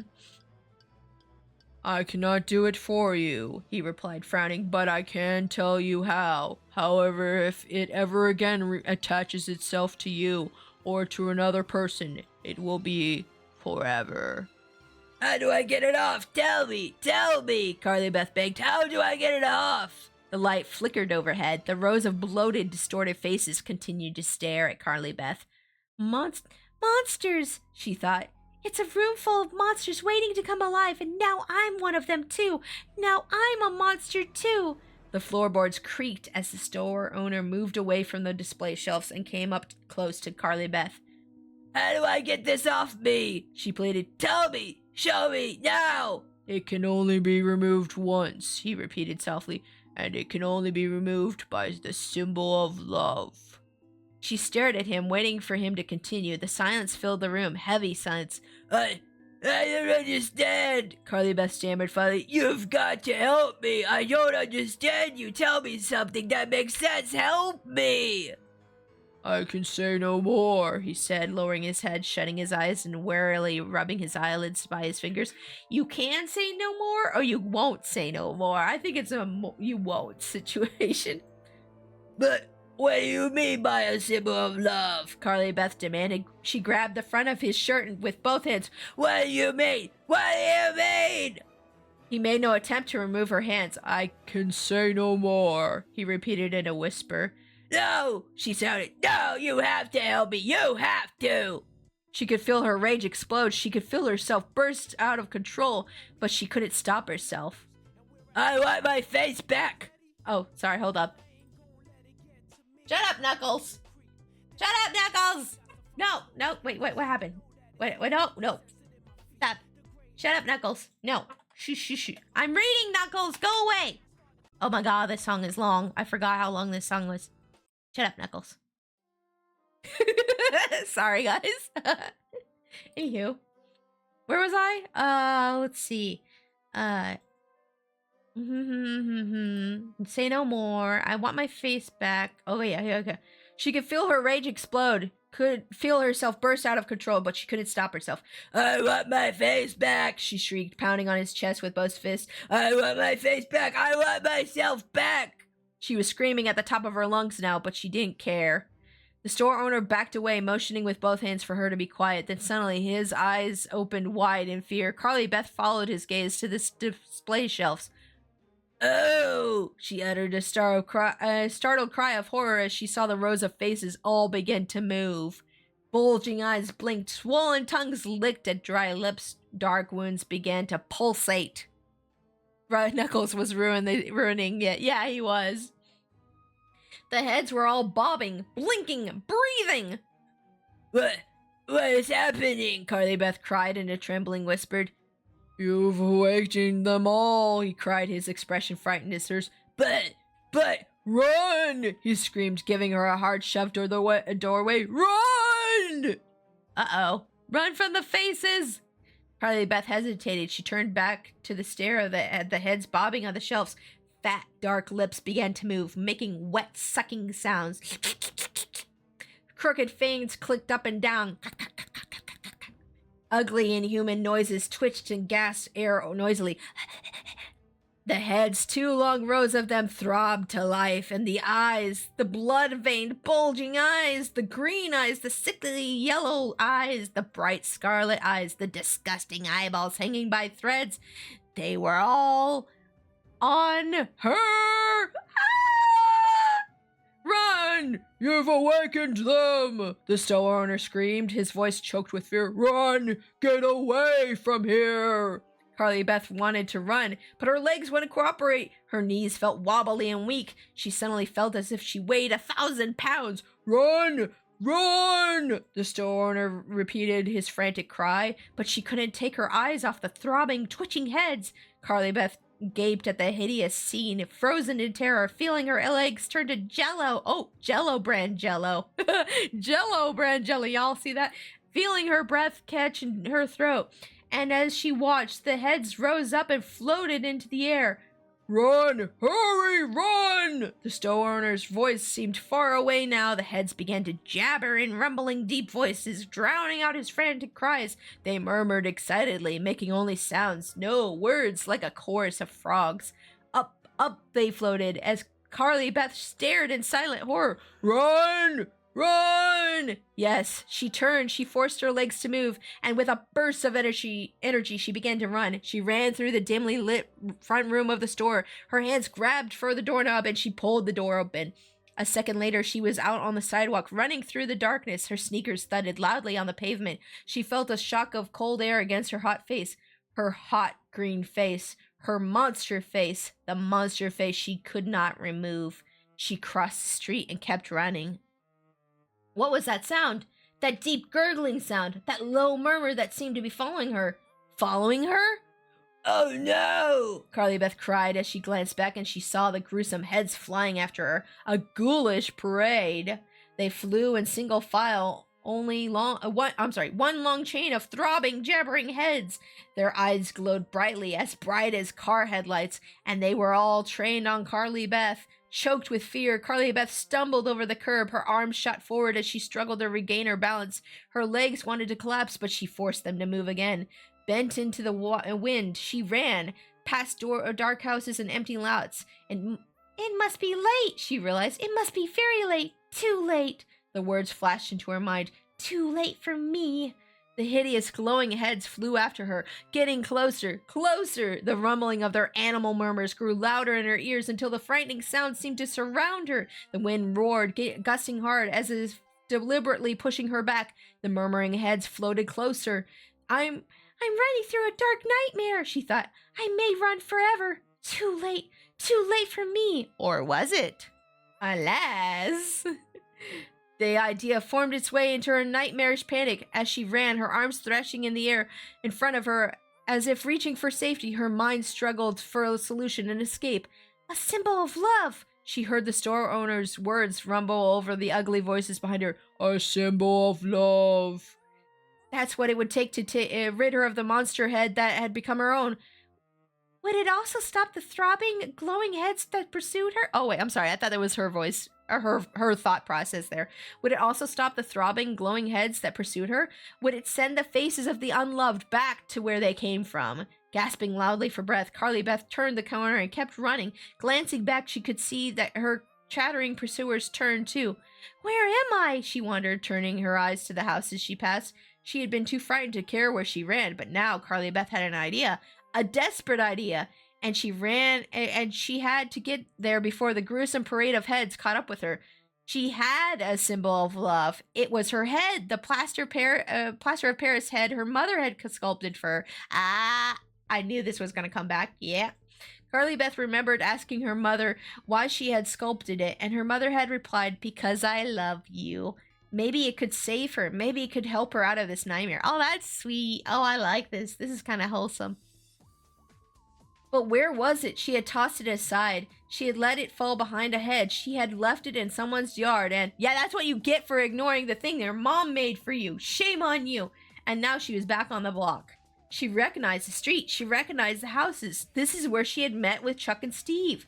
This is where she had sent them running off in terror. Ooh, nice coincidence. But where was the house? Where was the hedge? Her eyes darted frantically from yard to yard. Behind her, she saw the heads had swarmed together. Like buzzing bees, they had bunched together, grinning now, grinning hideous, wet grins as they prepared to close in on her.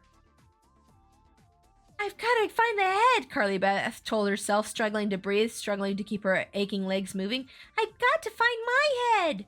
The rumbling, jabbering voices grew louder. The heads swarmed closer. Where? Where? She screamed aloud, and then she saw the tall hedge across the street, the yard across the street, the head, the beautiful head. She had let it fall behind the hedge. Could she get to it before the ugly head swarmed over her? Yes. Sucking in a deep breath of air, her arms reached out desperately in front of her. She turned and ran across the street and dove behind the hedge, onto her hands and knees, her chest heaving, her breath rasping, her head pounding. She reached the head. It was gone. Oh crap, head is gone! Oh no! Head is gone! No head! Oh no! Wait, I feel like I should play this meme right now. Hold up. Wait.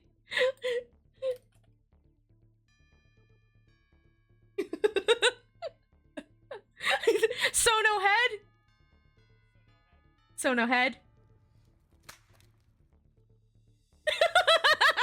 What, so no head? I'm sorry. What, so no head? The sculpted nightmare fuel is the helpful MacGuffin. Yes, exactly. Gone. The head was gone.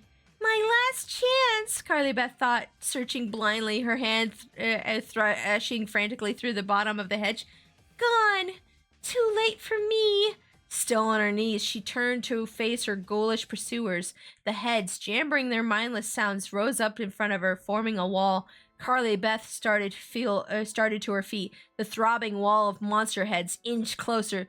She turned, searching for an escape route, and saw it. She saw her head! She found it! She found it, guys! Saw the plaster of Paris head staring up at her from between the two upraised roots on the big tree near the driveway.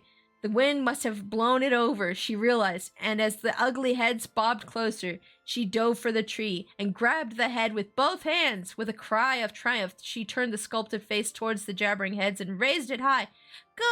Go away! Go away! Carly Beth screamed, holding up the head so they could all see it. This is a symbol of love! This is a symbol of love! Go away! The heads bobbed together. The glowing eyes stared at the sculpting head. They murmured excitedly. Wet smiles formed in their distorted lips. Go away! Go away! Carly Beth heard them laugh, low, scornful laughter. Then they moved quickly, surrounding her, eager to swallow her. Too late for me, the words repeated in Carly Beth's mind. Her idea had failed. The heads swarmed around her, drooled over her, eyes bulging gleefully in triumph. The rumbling murmurs became a roar. She felt herself being swallowed up by the foul-smelling heat. Without thinking, she lowered the sculpted head and put it down over her hideous monster head. To her surprise, it slid over her like a mask. I'm wearing my own face like a mask, she thought bitterly. As she pulled it over, darkness descended. There were no eye holes. She couldn't see out. She couldn't hear. What will the gruesome heads do to me? She wondered, alone with her fear. Will I become the unloved now? Will I end up on display on a shelf along with them? Surrounded by the tight, silent darkness, Carly Beth waited and waited. She could feel the blood pulsing at her temples. She could feel the throb of fear in her chest, the ache of her dry throat. What are they going to do? What are they doing? She couldn't bear being alone, shut in her fear, surrounded by silence in the dark. With a hard tug, she pulled off the sculpted head. The gruesome heads were gone. Vanished. Carly Beth stared straight ahead in disbelief. Then her eyes darted around the shadowy lane. She searched the trees and shrubs. She squinted into the dark spaces between the houses. Gone. They were gone. For a long moment, Carly Beth sat in the cold, wet grass, the sculpted head in her lap, breathing hard, staring across the silent, empty front yards. Soon her breathing returned to normal. She climbed to her feet. The wind had gentled. The pale half-moon slipped out from behind the dark clouds that had covered it. Carly Beth felt something flap against her throat. Startled, she reached up and felt the bottom of the mask. The bottom of the mask? Yes. There was a gap between the mask and her neck. Hey! She cried aloud, setting the sculpted head down gently at her feet. She raised both hands to the bottom of the mask and pulled it up. The mask came off easily. Stunned, she lowered it and held it in front of her. She folded it up and then unfolded it. The orange eyes that had glowed like fire had faded. The pointed animal fangs had become rubbery and limp. You're just a mask! She cried aloud. You're just a mask again! Laughing gleefully, she tossed it up into the air and caught it. It can only be removed once, the store owner had told her. Only once by a symbol of love. Well, I've done it, Carly Beth told herself happily. I've removed it, and don't worry, I'll never put it on again. Never! She suddenly felt very exhausted. I've got to get home, she told herself. It's probably close to midnight. Most of the houses were dark. There were no cars moving on the streets. The trick-or-treaters had all gone home. Carly Beth bent to pick up the sculpted head. Then, carrying the mask and the plaster head, she began walking quickly towards her house. She is free! She is free! She free! Free her, she free! Halfway up the driveway, she stopped. She reached up to examine her face with one hand. Do I have my old face back? She wondered. She rubbed her cheeks, then ran her fingers over her nose. Is it my old face? Do I look like me? She couldn't tell just by touching. I've got to get to a mirror, she exclaimed out loud. Desperate to see if her face had returned to normal, she ran up to her front door and rang the bell. After a few seconds, the door swung open and Noah appeared. He pushed open the storm door. Then he raised his eyes to her face and started to scream. Take off the mask! Take it off! You're so ugly! Uh-oh. Wait. Does she still have mask? Or is Noah being a little jerk? No! Carly Beth cried in horror. The mask must have changed her face, she realized. No! Oh no! She pushed past her brother, tossed the head out of the mask, and ran to the hallway mirror. Her face stared back at her. Perfectly normal. Her old face. Her good old face. Ah, I knew it. Noah's just being a little butt. Her dark brown eyes, her broad forehead, her snip of a nose, which she had always wished was longer. I'll never complain about my nose again, she thought happily. Her face was normal again, all normal. As she stared at herself, she could hear Noah laughing at the doorway. She spun around angrily. Noah, how could you? He laughed harder. It was just a joke. I can't believe you fell for it. It was no joke to me, Carly Beth exclaimed angry. Her mother appeared at the end of the hall. Carly Beth, where have you been? I expected you back an hour ago. Sorry, Mom, Carly Beth replied, grinning. I'm so happy I may never stop grinning, she thought. It's sort of a long story, she told her mother. Sort of a long, weird story. But you're okay? Mrs. Caldwell's eyes narrowed as she studied her daughter. Yeah, I'm okay, Carly Beth said. Come into the kitchen, Mrs. Caldwell instructed her. I have some nice hot cider for you. Carly Beth obediently followed her mother to the kitchen. The kitchen was warm and bright. The sweet cider aroma filled the room. Carly Beth had never been so glad to be home in all her life. She hugged her mother, then took a seat at the counter. Yeah, you know how privileged you are now, yeah, don't ya? You suffered a little bit, didn't ya? Why didn't you wear your duck costume? Miss Caldwell asked, pouring out the cup of steaming cider. Where have you been? Why weren't you with Sabrina? Sabrina has called twice already, wondering what happened to you. Well, Carly Beth began, it's sort of a long story, Mom. I'm not going anywhere, her mother said, setting the cup of cider down in front of Carly Beth. She leaned against the counter, resting her chin in one hand. Go ahead, talk. Well, Carly Beth hesitated. Everything is fine now, Mom. Perfectly fine, but... Before they could say another word, Noah burst into the room. Hey, Carly Beth, he called in a deep, raspy voice. Look at me. How do I look in your mask? Oh, no, Noah! No, Noah! He's cursed forever. Oh, no! That's the end. Wait, is that really the end? Oh, that's terrible. Oh, poor Noah. Oh, no.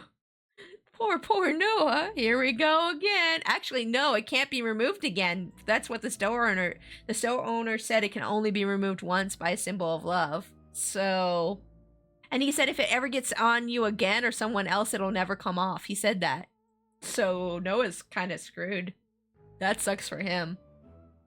That sucks. Poor Noah. Okay, guys, real quick before we start the next book, I'm just going to run to the bathroom because I've been doing a lot of hydrates.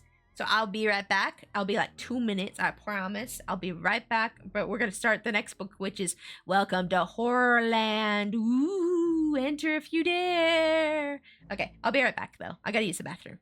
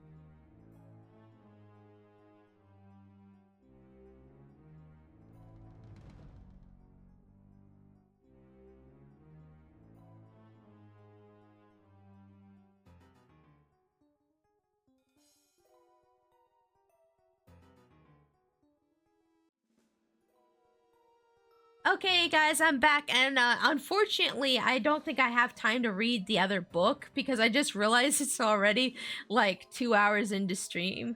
Wait, no, it's only been 2 hours. 3, hasn't it? What time is it?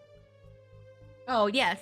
Yeah, I don't think I have time to read another book because the last book was 74 pages. This one's 75. And if I read this one, I'm going to go over time today, and I have stuff I have to do today. Unfortunately, I can't read the other one, but I will save this one for next year for sure. I'll save this one for next year. It's almost 3 hours? Yeah. But I hope you guys had fun with the Haunted Mask at least. I hope you guys had fun with the Haunted Mask at least. We're going to find somebody to raid real quick, and then we're going to do our thank yous and find somebody to raid. Okay, guys? Okay. Yeah, let's go.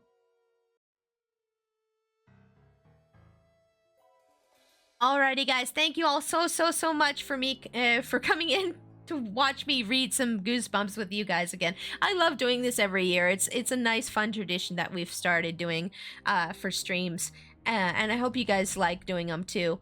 Hopefully next year I'll get to read the next book, the one day at Horrorland. But let's find somebody for us to raid. But let me do my thank yous real quick here. Bloomsinger, thank you for the follow. Thank you, Misla, for the resub. Thank you, Jimbo, Matarex, and Camelot for being my mods today. Let's find somebody for us to raid. Let me find a friend real quick to raid. Let's see. It's okay. Thanks for the stories. Yeah, thank you. Thank you guys for coming in and hanging out with me. It was nice hanging out with you guys and doing Goosebumps again this year. Last year, I got to read at least 2 books, but I don't think I'd have time this year, unfortunately. I'm sorry. I did my best, though. I did my best to make it a nice, fun, spooky time for y'all. Let's see here. Oh, where are we? Who's streaming right now? Let me find a friend to raid here. Who's streaming that we can raid? Oh, let's see here. Okay. Okay, so I have like 4 or 5 different friends streaming right now, and I'm trying to decide who I want to... Oh, you know what? Misla raided us the other day. Let's raid Misla back. It looks like right now they're doing a collab with some other people, and they're playing this game called Hunter the Reckoning. It might be a spooky game. I'm not sure. But we're gonna go ahead and we're gonna go ahead and raid Misla Kane. Misla Kane has raided this channel several times, and they also just resubbed today. So I want to thank them by raiding them back, you know? It's nice to raid people back, isn't it? But when you guys get in there, make sure to use the raid message, which as always is Trash Panda Army Raid. And if you're a subscriber, copy and paste that second message there to use the raid emote, which looks like this. Guys, I'm going to be back on Friday. On Friday, I'm doing a collab stream where I'm playing Abiotic Factor, which is a spooky game, with some of my friends. We're going to have like Alnus, let's see here, Blair Bears, Cutie Dragon. Who else is joining us on Friday? I can't remember. It's a bunch of my friends. Oh, yeah. Carter and Potion. Yeah, and me. But yeah, I hope you guys will be able to come in on Friday and hang out with me the day after Halloween. But yeah, I hope you guys have a happy Halloween. Stay safe. Examine your candy. And I'll see you on Friday. Take care. Bye-bye.